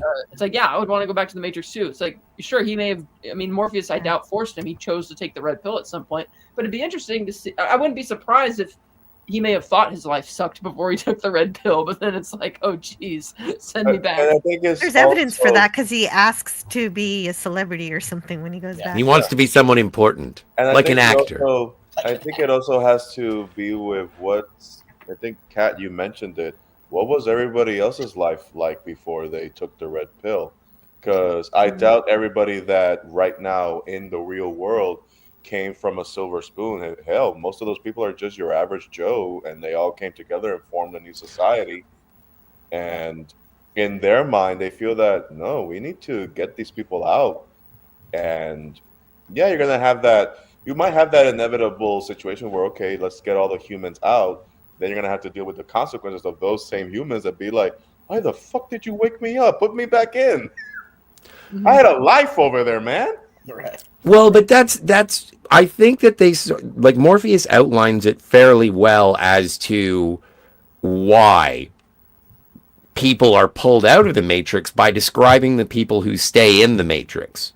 When you are walking around, these are all just regular people. These are doctors, lawyers, carpenters, teachers. They are just regular people, but they are so reliant on the system working that they are happy to continue. Even if things are a little off, even if it's not the most comfortable, they are dependent on the system, and their existence helps perpetuate that system of control. It is the outcasts who are like, I don't want to play. Yeah, by your rules. Yeah. And so they break the rules. Fuck you, I won't do what you told me. Right. Yeah, and All they life. control. They can. And that's why, like, it's kind of it's a weird thing. It's almost, and this is just, don't forget to subscribe to Cinema Gulp. We did a conversation about Fletch, but it's like when Tim Matheson, I forget his character's name, Stanwyck. Mr. Stanwyck tries to hire Fletch, and then he wants to get rid of Fletch. And it's like, because he is just the underbelly of society. No one's going to miss a homeless person on the beach. And so when you free one of these troublemakers, either the agents are going to get you so that the Matrix maintains balance, or Morpheus is going to find you, or the Resistance is going to find you and pull you out of the Matrix, and you can help fight it from the outside because it's not real anyway. And then you find out that all you get to eat is bowls of snot. Unless the homeless dead guy on the beach is not in any way an intriguing mystery like the Somerton Man. Yeah. Everybody's going to be paying attention to it. Daniel's Hot Topic says, there was a cool theory from the YouTube channel Matrix Explained that they were talking about the Merovingian being a previous one from the Nightmare Matrix. Oh, I'm sure we'll talk about that next week. We will. And that blows away you, Bert. So yeah, I like that the movie's raising those types of questions, even though it doesn't really do a deep dive on it. And they talk an awful lot about Zion in this movie, but you don't get to see it, which is why I kind of believe the Wachowskis when they said, no, we planned this as 3 to begin with. We knew where the whole entire arc of Neo was going. So the humans are Zionists? What? Well, these are just the humans who were not born in the Matrix, who were not created. Oh, right. Sorry, I had to say it. Come on, I was listening to it all evening, and I was just like, I gotta make that joke. You can't make that joke. I gotta make that joke. And then there's the blue pill, red pill. When I did the hashtags for this video, I was like, should I hashtag blue pill and hashtag red pill, or are we gonna get both sides of the political spectrum? You're right. So I just stuck with the red pill, because F the blue pill. Go back to sleep. But in the concept of the movie is what I'm, yeah. Well, that would have been a much more boring movie if you took the blue pill and Exactly. I'm just going to be a computer programmer again. Yeah. It turns into The Social Network. Or it turns into Johnny Mnemonic. It turns into Johnny Mnemonic. Yeah, exactly. But I did, I really enjoy the questions that are brought up and the way that certain characters react. If anything, yeah, I would say I'm a Cypher, but also I think I'm a tank. No, I'm not a tank. I'm Mouse. I'm the guy who does the pop culture references and makes Matrix porn. I'm basically like Barkley. I really, really like Mouse. He's great, and I love how he wonders, well, what does tasty wheat really taste like? We don't really know. Yeah, it could be tuna fish. And this is around the same time as I was enjoying the recreational botanicals. I watched this, and it was like, yeah, man. Why is it that chicken tastes like everything? And it was like, so it was a fun, even in this sort of metaphysical film, based on what's the book that the Wachowskis made everyone read? Simulation and some Simulacra. Do you guys? It is referenced in the movie. It's where Neo keeps all of his money in computer programs. By Gene Baudrillard. I'm probably not saying it correct. No, but I didn't say the title right, so you're okay. And so it is a heady subject that is brought more palatable by making an action science fiction movie. And I really appreciate it. Now, there have been some people who have said that there were intentions to do, because as we know, I didn't introduce the Wachowskis as the Wachowski brothers, as they are credited on the movie originally. They have since transitioned. And there was apparently I don't know if this is a new lens that it's been viewed with, but there have been people have investigated the trans allegory transgendered allegory that is present. Switch, apparently, the character of Switch was going to be a man in the real world, but a woman in the Matrix. They discussed doing things like that, but then as it became more, well, Joel Silvered, they sort of cut that away. It would have been very like that. I think the R rating would have been a bit harsher as well. Like it probably would have had an issue with the MPAA. They probably would have put it because you're talking about themes of sexuality and identity that at the studio at the time would have been like, no, we're not going there. Like, but I think at the time it was like in 1999, I think it either would have been treated like a punchline or just been confusing. Right. It would have been confusing. Yeah, but the studio would have been like, look, I don't know what you're trying to do here, but we're not putting this in the movie. You take the fourth movie leans into that more, but that's it. The fourth movie does, because by that point the Wachowskis had Sense8, and they were just like, well, this is what the world is now. So it makes sense with the fourth. And there was and until very recently, Hollywood was of the opinion that audiences weren't intelligent enough to understand things, right? And especially in the 90s, early 2000s, let's not have two Batmen because the audiences will not know what's going on. Right. This kind of nonsense. Movies where they always treat the audience like children. Yeah, well, even like recent, like Blade Runner 2049, Dune Part 1 and Part 2, they gotta like have somebody there to talk you through.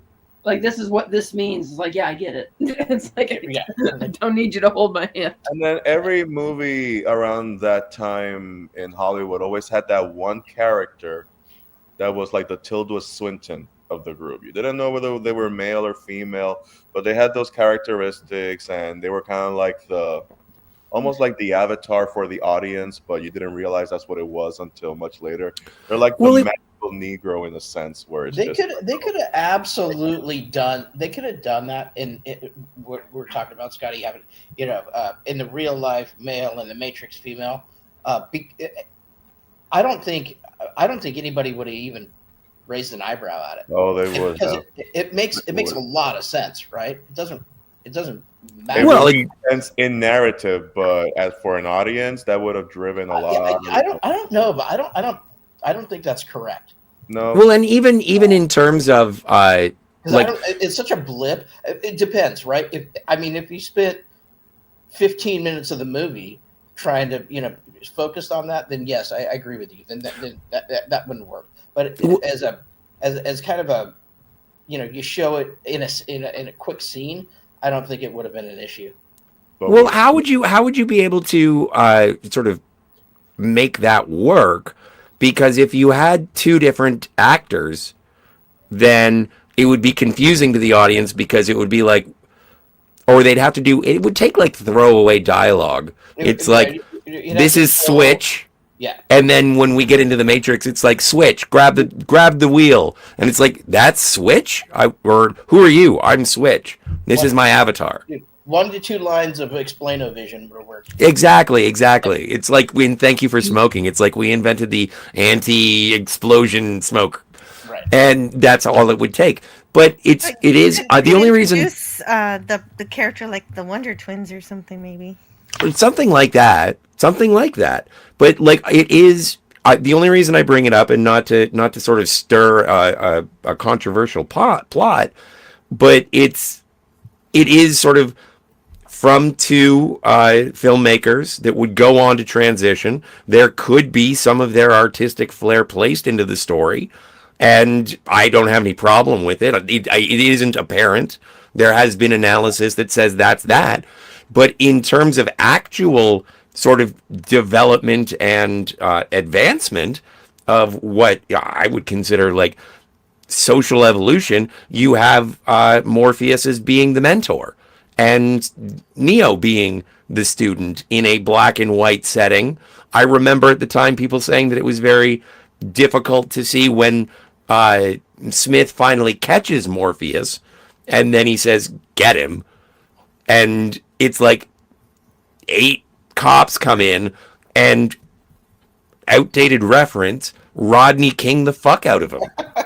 Yeah, And they were like, this could be disturbing. Like, it was one of the first trigger warnings that I remember. Crossed my mind today just watching it. I agree. Yeah, because getting his ass kicked by a white man was not triggering enough. No, but it was like, again, It was one-on-one, so it was even footing. Exactly. Bad guy versus good guy, you don't think about it, and then the mob of nightsticks come into it.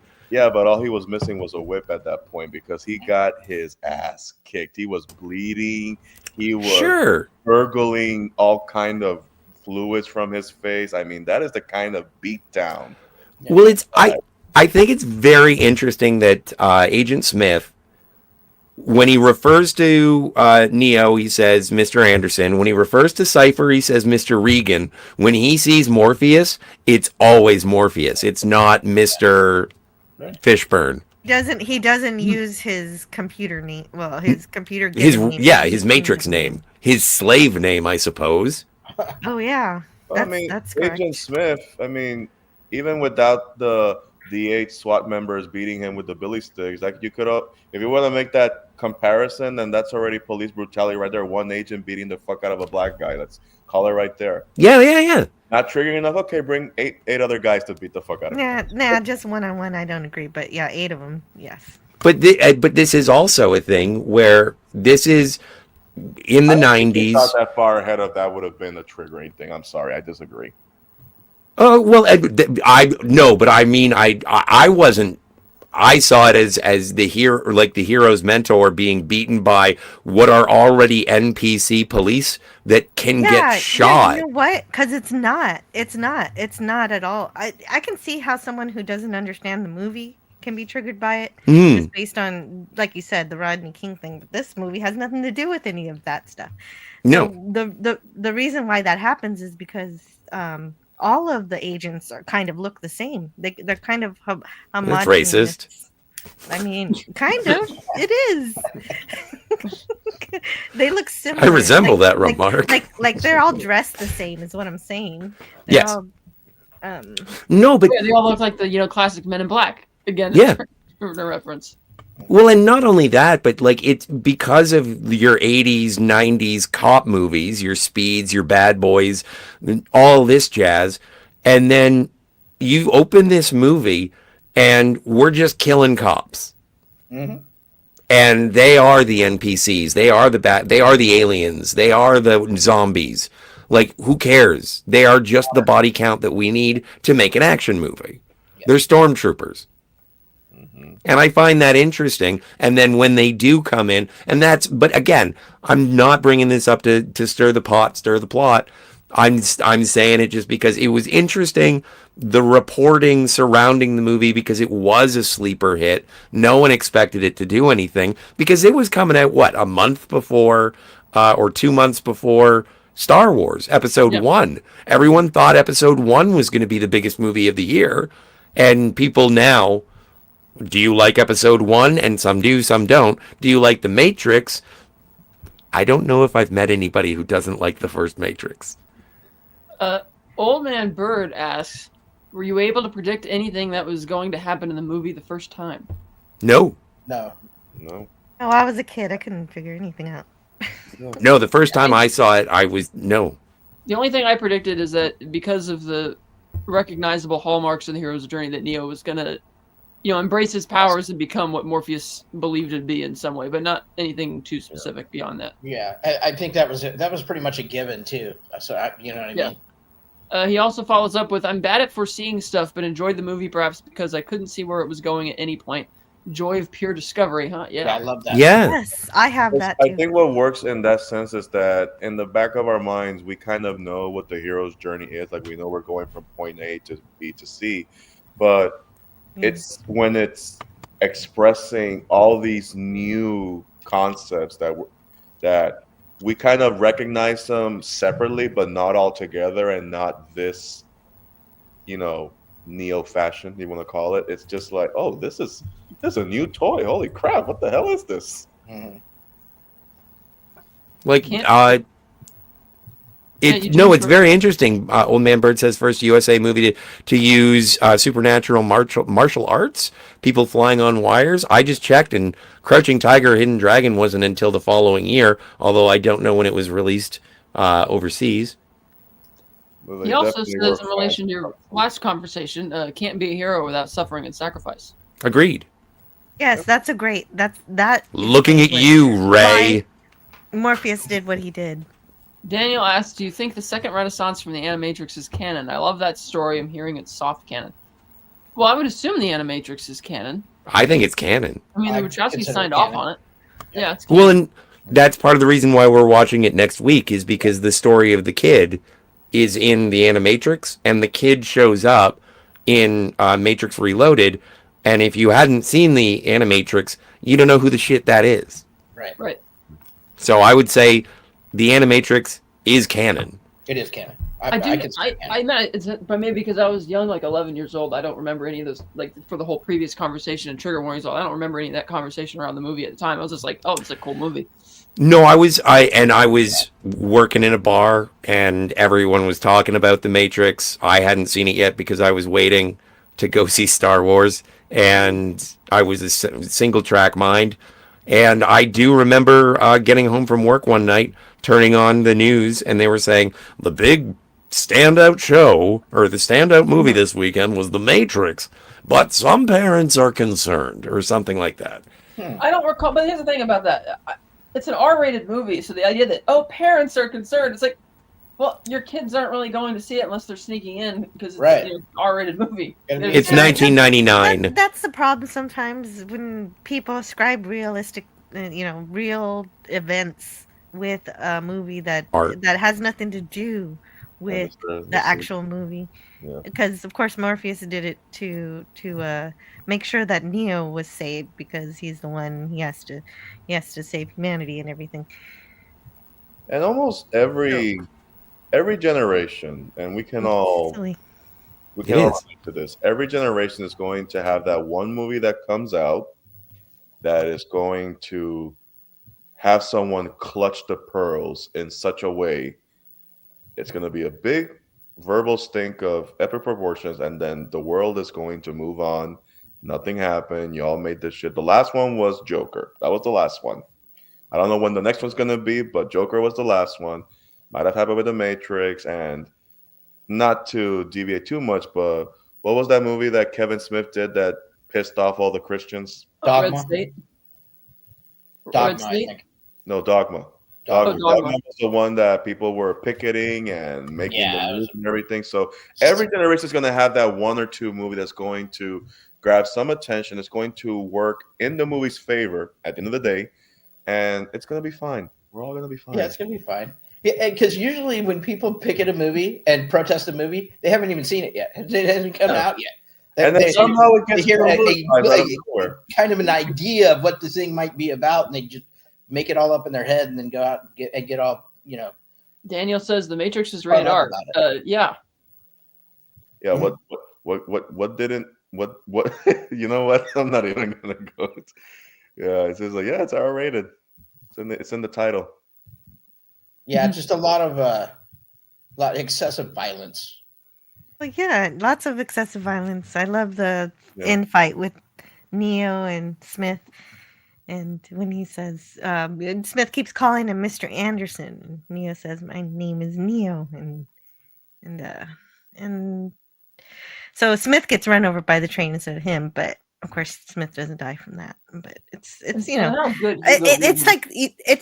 that same clip you see all the time of Neo doing the come hither little motion. Someone do it for me. It was on camera. Mm-hmm. Thank you, Ernesto. Yeah, we all did that as kids after the movie came out. We all kept doing the and then I think it got parodied a lot in cartoons and everything, where people kept doing this, but nobody was actually fighting. They just kept... Hugo Weaving was so good in that role. Oh yes, he was. And all that came from Bruce Lee movies from when we were kids. Oh yeah. All of that. Oh, and that's another thing, of course. The nose flip, martial arts. Up here, all of that. Bruce Lee stuff. Mr. Anderson. We meet again. Mr. Anderson. Yeah, we had our tech core teacher was Mr. Anderson, and we all were joking like that because that's the year that Reloaded Revolutions came out. We're just like, he got that shit all semester long from us. I think you can also see him refusing to call him Neo, and by calling him Mr. Anderson, it's more like a elitism kind of situation. It's just like, no, I'm above you and you're beneath me. So I'm going to call you Mr. Anderson because I'm the boot, you're the ant. And that's how it's going to be. Yep. So Neo saying my name is Neo is his act of rebellion. Yes, it's him. It's, fighting the system, breaking the rules. Mr. Smith with the suit, his mom and dad, and us going to the mall with our sunglasses and leather coats is how we rebel. For a lot of my generation identify with this movie for many reasons. Oh. Go to the mall and the goth scene is right there. It's like, hey, y'all see The Matrix? Mm-hmm. Well, and not only that, and I don't think we've touched on it yet, not just the score being incredible, but also like the soundtrack. The soundtrack was one of those that was in my neck of the woods. Everyone had the original Matrix soundtrack with Rage Against the Machine and 9 Inch Nails. I think 9 Inch Nails? Yeah, whatever. I don't know. But it was, oh no, Cat doesn't like music. No, I'm kidding. No, the Matrix. That's not true. It's a glitch. It's a glitch in the Matrix. Yes. I'm sure she'll be plugged back in shortly. Oh, you know what? This is, I think, one of the most touching death scenes that I have ever seen is like Epoch dies first, then Switch dies, and when Switch is sitting there and being like, not like this, not like this. It's such a good part of it. It is. There's a line perfectly. So senseless. Exactly, and it's just it is a person who is looking down the barrel of their own mortality and being like, this is it, but please no. And then it happens and you're like, Switch. Also, if I had to because I know when the sequels, when we get to them, there's going to be a lot of stuff that sticks out as like being real negatives or, ooh, I would have done something differently there. This movie, I don't know why nobody in the editing room said, you got to refilm this. This looks very awkward. Is that moment in Cypher? He's like, no, I don't believe it. And the guy survived. And then it's like he talks so long before he shoots him with the machine that yeah. You could have run away and dodged that real quick because he took so long to. But that's what I meant by saying he was a Bond villain, because he sat there and just talked. He monologued and just got killed. And we'll get to when we get to Revolutions. When Trinity, she's got like all those wires into her, and I'm just like, you're still talking. What the hell? Talking about going back to the soundtrack, I think this is the first time that Rammstein got onto my radar with Du Hast. Oh, nice. Yeah. And so, yeah, Rage Against the Machine, Rammstein. I can't remember who else. There's a bunch of others. I don't think 9 Inch Nails, but maybe. Marilyn Manson. Yeah, no, I forgot about Marilyn Manson. But yeah, it is something that that is probably the most I think this movie is somewhat timeless because you still get cell phones, you get computers. Mm-hmm. And although everyone's calling, there's no texting. Actually, there's texting at the beginning. Follow the White Rabbit. There's phone booths. Uh-huh. Oh, but again, it is like any of those instances that you want to say are incongruous to 1999. That's because the computers made it. Right. It's a simulation. It doesn't have to be completely accurate. And also, there was no texting in 1999. It's got to be comfortable for their human batteries. Yeah. Well, it has to be mildly uncomfortable for the human batteries. Also, can we just agree that those black phones were super cool when they pulled them up? Yeah, super cool. Yeah, those black phones were, wow. I love the design. They're so simple. They're like the Nokia. So simple, elegant in design, will last forever. Yeah. And then everybody just gets a rectangle now. I miss classic. I kind of feel like Jadzia Dax in Trials and Tribulations being like, you gotta love late 20th century design on this. It flips open, it's got buttons. Hey, Jerry Seinfeld said it best that the best design of a phone was the flip phone. When you really wanted to hang up on it, we went like this, snap it closed. Yeah. You hung up on them. Yeah. And that satisfying The- feeling of hanging up on I someone. remember having a Motorola Razor. Yeah, dude. I fucking love that. When the Razor came out, I remember like the Matrix is real because the Razor came out. The Razor was the closest thing to that black phone Yeah. in the movie. It was awesome. And that was, I think that was made by Samsung, but it was never put into regular production. It wasn't until the Matrix Reloaded that they did put a Matrix phone into production, and it goes for something like a crazy amount of money on eBay now. Yeah. But man, Oh, they when that actually made the Razor phone? came I don't out, that remember was that. the That's shit. cool. Not that one, not the cool one. They made the more futuristic one. Oh, gotcha. So it looks more Matrixy, but I liked the one that actually looked like, well, it kind of looked like a Razor. Yeah. Yeah. But the Razor was just perfect timing when that thing came out, because that, to me, before the iPhone came out, the Razor was the phone to have. Like, if you didn't have the Razor, if you didn't have that flip phone, you still had that It regular was like cool looking. It was 1112. sleek. Like, It felt it was good in your like- hand. It was the bee's knees of technology Yeah. for Oh, the bee's knees, you You say? could flip it open like flip Captain. it open. Like, You were the cool kid when you had a flip phone. Oh, sure. And then don't get me started on Bluetooth. Oh, when Bluetooth became a thing, woo! It kept going better and better. And then the iPhone came in. We're all Kat's internet died. She said she'll be back. She's rebooting. So She's rerouting. rerouting. When she does come back, we'll I think we can wrap this up, don't you? Yeah, for sure. And anybody who has anything that they want to say in terms of final thoughts, we'll go around the horn for ranking, and then let everybody know what we're doing next week. Although we already said, and also Jill has things she wants to promote. Yep. Old Man Bird says, was the skyscraper helicopter stuff all CG? Not all of it. Not all of it. Not all of it. Go on YouTube whenever you get a chance, Old Man Burr, and find a channel called Corridor Digital.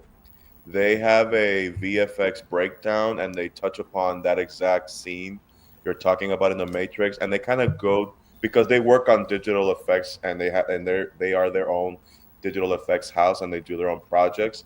They explain everything down to what type of software is being used, what type of method is being used. They even explain bullet time for people who don't know how bullet time works. And it will explain to you what is real, what isn't, and what is a melding of the two. And it looks like this scene used a combination of miniatures, live action, stunts, CGI, pyrotechnics. Yeah. So all of Like, it. yeah, like I don't think that we're in the age. Well, no, because even if you look at the Phantom Menace, like even the starting point for the Boonta Eve race was a miniature. Yeah. And then there were digital effects put into them. Even the platform on Coruscant where we's going home. Yeah. That was a set with actual stuff. And then the backgrounds were probably more digital. But I would say, based on this being an untried property, they used digital, what was available to them. But I don't think it was all. I think it was opticals, models. It was a meld between. Yeah. No, you've seen the gun that Trinity uses when she's standing there holding it. It's a gun, but it's not that impressive. The moment you cut to her pointing it towards the agent and she's like, dodge this, it is the biggest weapon to ever exist. Oh, yeah. So movies like The Matrix, just like Jurassic Park, just like Jaws, just like every movie that is in that conversation of timeless classics and revolutionary, because of not knowing what they had, and they worked hard on making it look the best that they could, and then when they get the final product, it's like that's how you, before it packages, before you go boom, sell it. Those are the movies that stand out because it's new and they know it's new, but they want to make sure it looks as refined and as perfect as they can get it. Because once they have that first one, just like the Phantom Menace, which to this day out of the prequels is the one that has the most practical out of the three, because it was actually working on something tangible. And then when you succeed and they made all that money, then they wrote that big Oh yeah.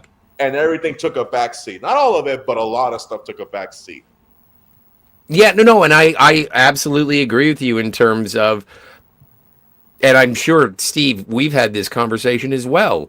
The ability to do something incredible with limited resources makes you try harder to make it that much more incredible, so it doesn't look like you don't have resources. Right. Hey, welcome Star back, Trek Kat. Season 3. Oh. Yeah. But the thing is that when you do, when all impediments have been removed from your creative process, and you can do anything you want because money is no object to a certain extent, and especially with a Joel Silver picture, like I don't know what the budget. I don't know what the budget on this one was. I'll find out right now. But adjusted for inflation, less than 100. Calling it. Oh yeah, absolutely. I think it's really unfortunate when a movie has like too many resources, and maybe they're making the special effects before they even write the story, and then they're saying, "Let's write a story around this Marvel thing I shot." I mean, I remember when they were making Godzilla King of the Monsters with Millie Bobby Brown. When she was being hired, they were already going through animatics, and the script hadn't even been finished. They were already doing animatics and building it in. Hell, when they filmed Godzilla versus Kong, it was done like overnight almost with how quickly they got that thing shot and cut. And already got the models there, so that's why it's ready to go. But that's also caters to, not to detract too much because we're going to be wrapping it up soon. That's why a lot of the Blumhouse movies have been as successful as they are, because you're not going to get any more. This is your budget. Figure it out. You have less than 2 months to film it, and you need to get it done. And when you put that much time constraint on the filmmaker, and this is the limited resource you're giving them, that's when real creativity comes out. It may not always be a winner for the Blumhouse movies, but when it really succeeds, it shows. The money, lack thereof, is there. $63 million in 1999. I don't know what that is adjusted for inflation. Probably 180, if I were to guess. Yeah, I'd probably say 120. For what, the budget? Yeah, like in terms of adjusted for inflation. Daniel's Hot Topic says, I think Trinity was the first one to hit an agent with a bullet when she said, dodge this on the skyscraper. Yeah. I agree. Yes. Yep. And Old Man Bird. Oh, what is the super sticker? I love checking to see what it is. Oh, it's a pair saying thank you, obviously, which has just run a race. It is the Grimace. Nice. Did we give this film ratings? Not yet. We're doing that now. Kat, go ahead.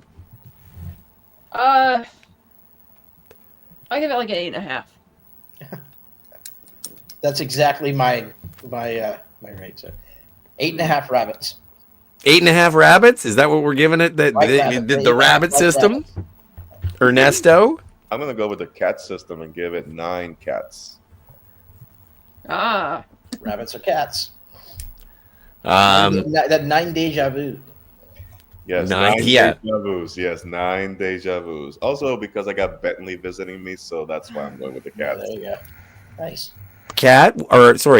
Jill? This is in my top 10, so it's a 10 for me also. It just it makes me I love the immense amount of philosophy in this movie, and it's a lot of fun to think about. And the science fiction aspects, downloading knowledge and kind of enticing. Oh my god. Keyboards that look like typewriters. Oh, Daniel's Hot Topics says I would give it 9 out of 10. The Matrix rules. Old Man Bird says 10 shell casings. I like that. Yeah. Oh, dude, that minigun. Like, we hadn't seen minigun like that since Arnold shot one. I'm giving it a 10. I think that this is a movie that I don't revisit very often because it is a movie that I don't want to wear out. I think I did wear it out in the early aughts, and then I stayed away from it for like 10 years. After Revolutions came out, I really stayed away from it just because I was like, don't. You're ruining it. And every time I do revisit it, I am pleasantly surprised. There are things that I notice about it. Some of the shot choices, like when they're in the wall and it's just a pillar of the entire crew crawling down and all of the, and again, this is right when widescreen VHS was coming out. You could still get full screen DVDs. And so everyone was complaining about the bars at the top and bottom.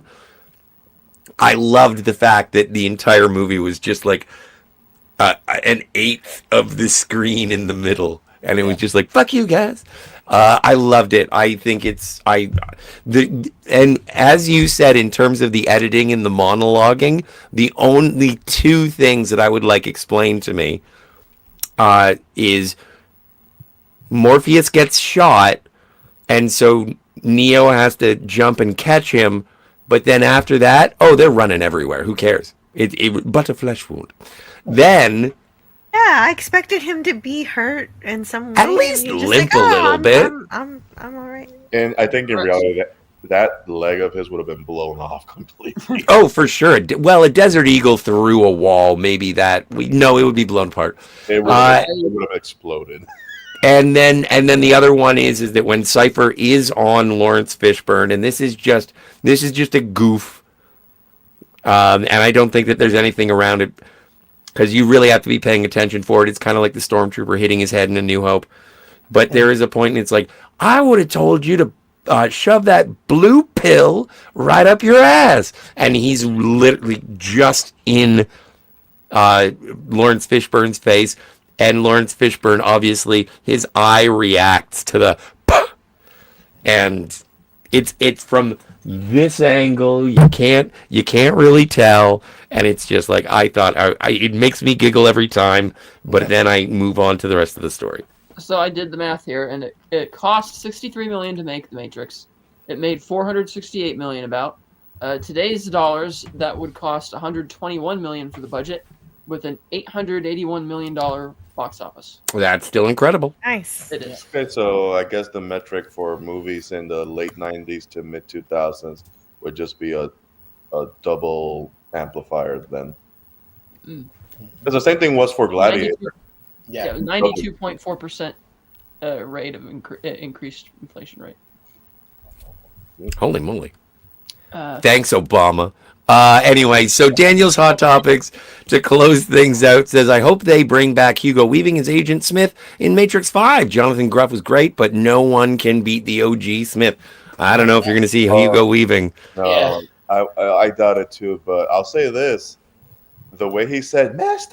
Anderson, in the fourth movie was chef's kiss. I can't wait to see it. There was such an energy of...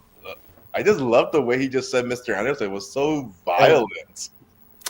Oh, and Daniel says, here's an idea they could do. They can say that Jonathan Groff and Smith, I don't know, I haven't seen it yet, so thank you, Daniel. It's not that I don't like you. It's just that I don't know what you're talking about yet, man. I haven't seen the fourth one. And Old Man Bird says, and all the DVDs you guys bought, all that money. I'm still going to buy the Blu-rays, and I just want to close out on this one idea if no one else has. Keep going. In addition to the DVDs and the Enter the Matrix video game for GameCube.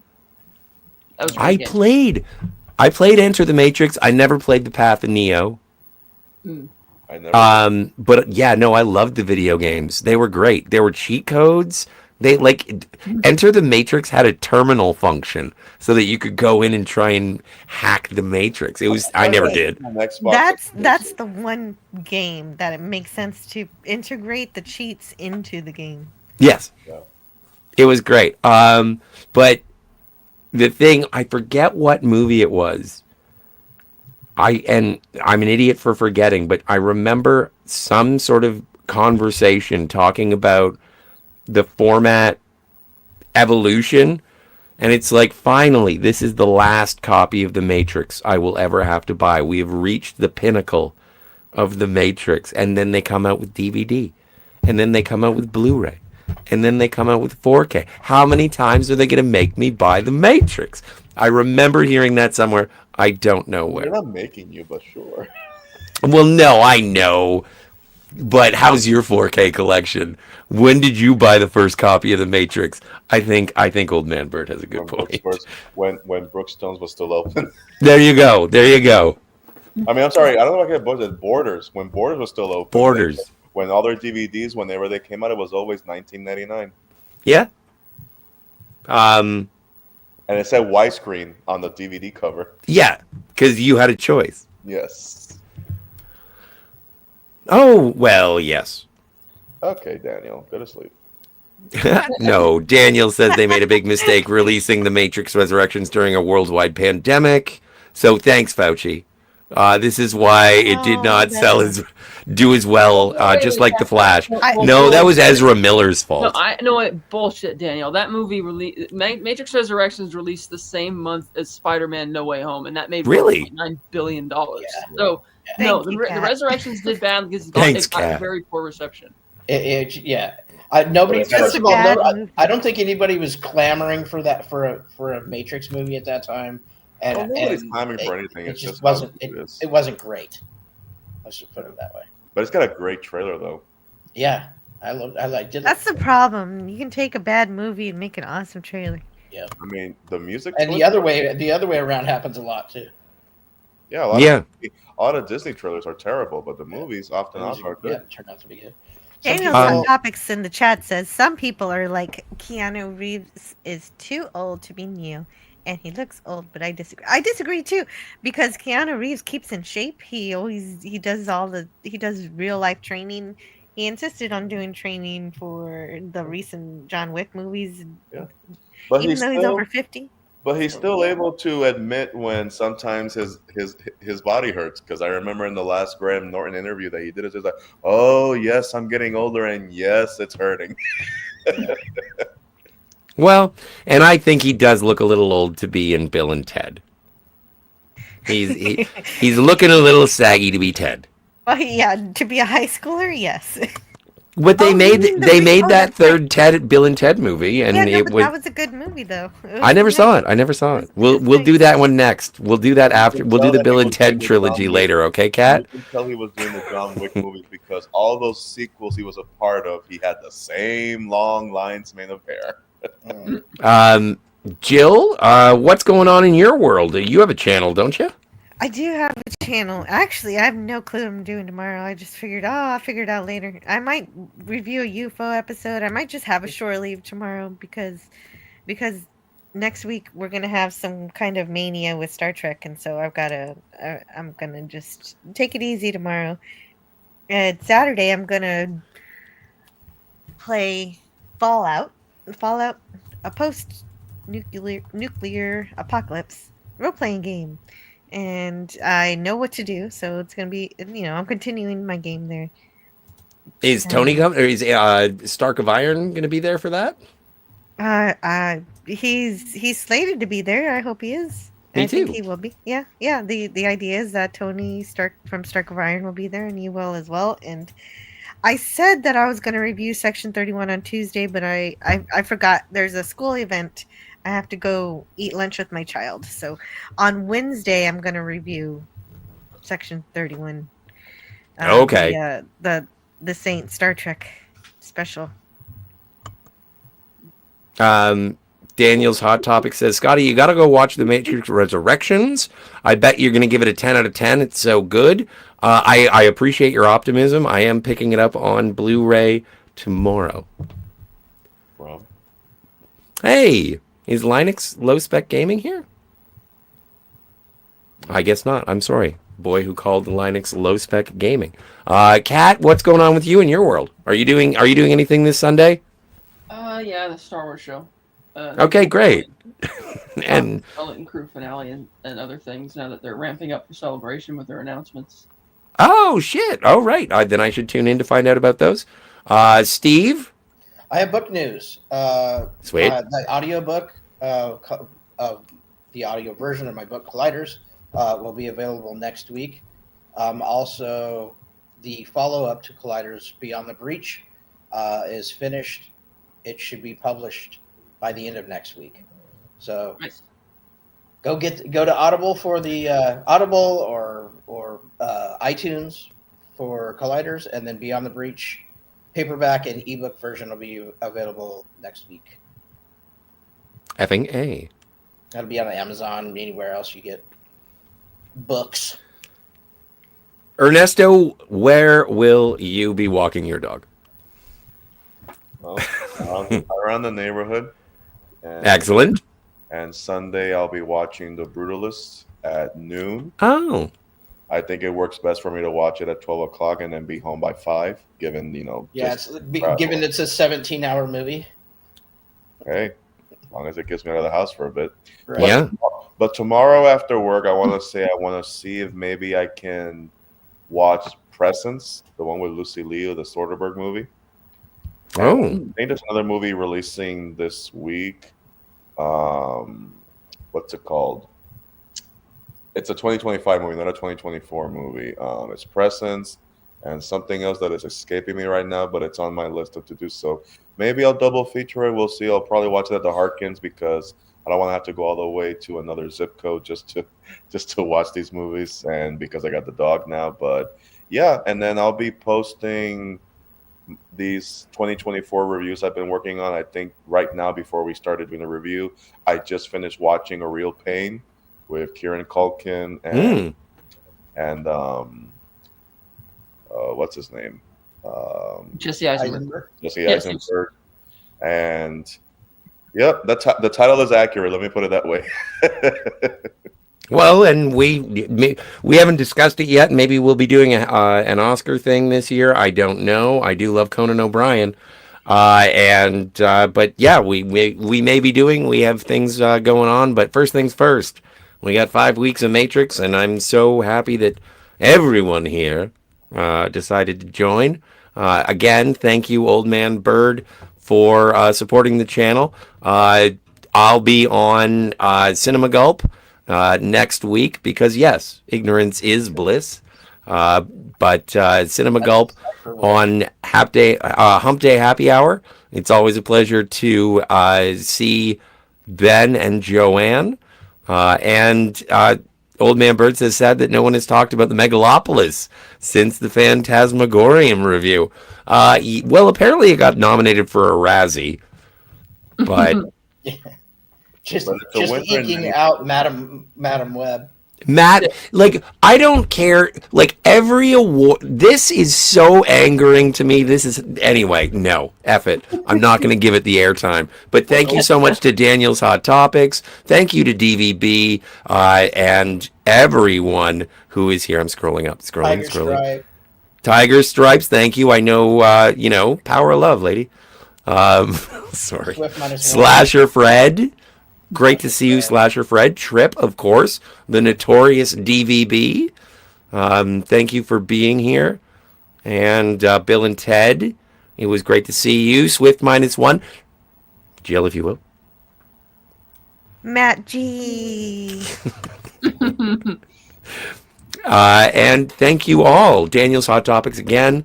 Yeah, it is so great. And as we've been saying since ever, the Phantasmagorium was knee-high to a grasshopper. We enjoy talking about movies that we like until we get to the fourth Matrix. And then... well, Daniel's Hot Topics. You might like it. Who knows? I don't know. I do not know.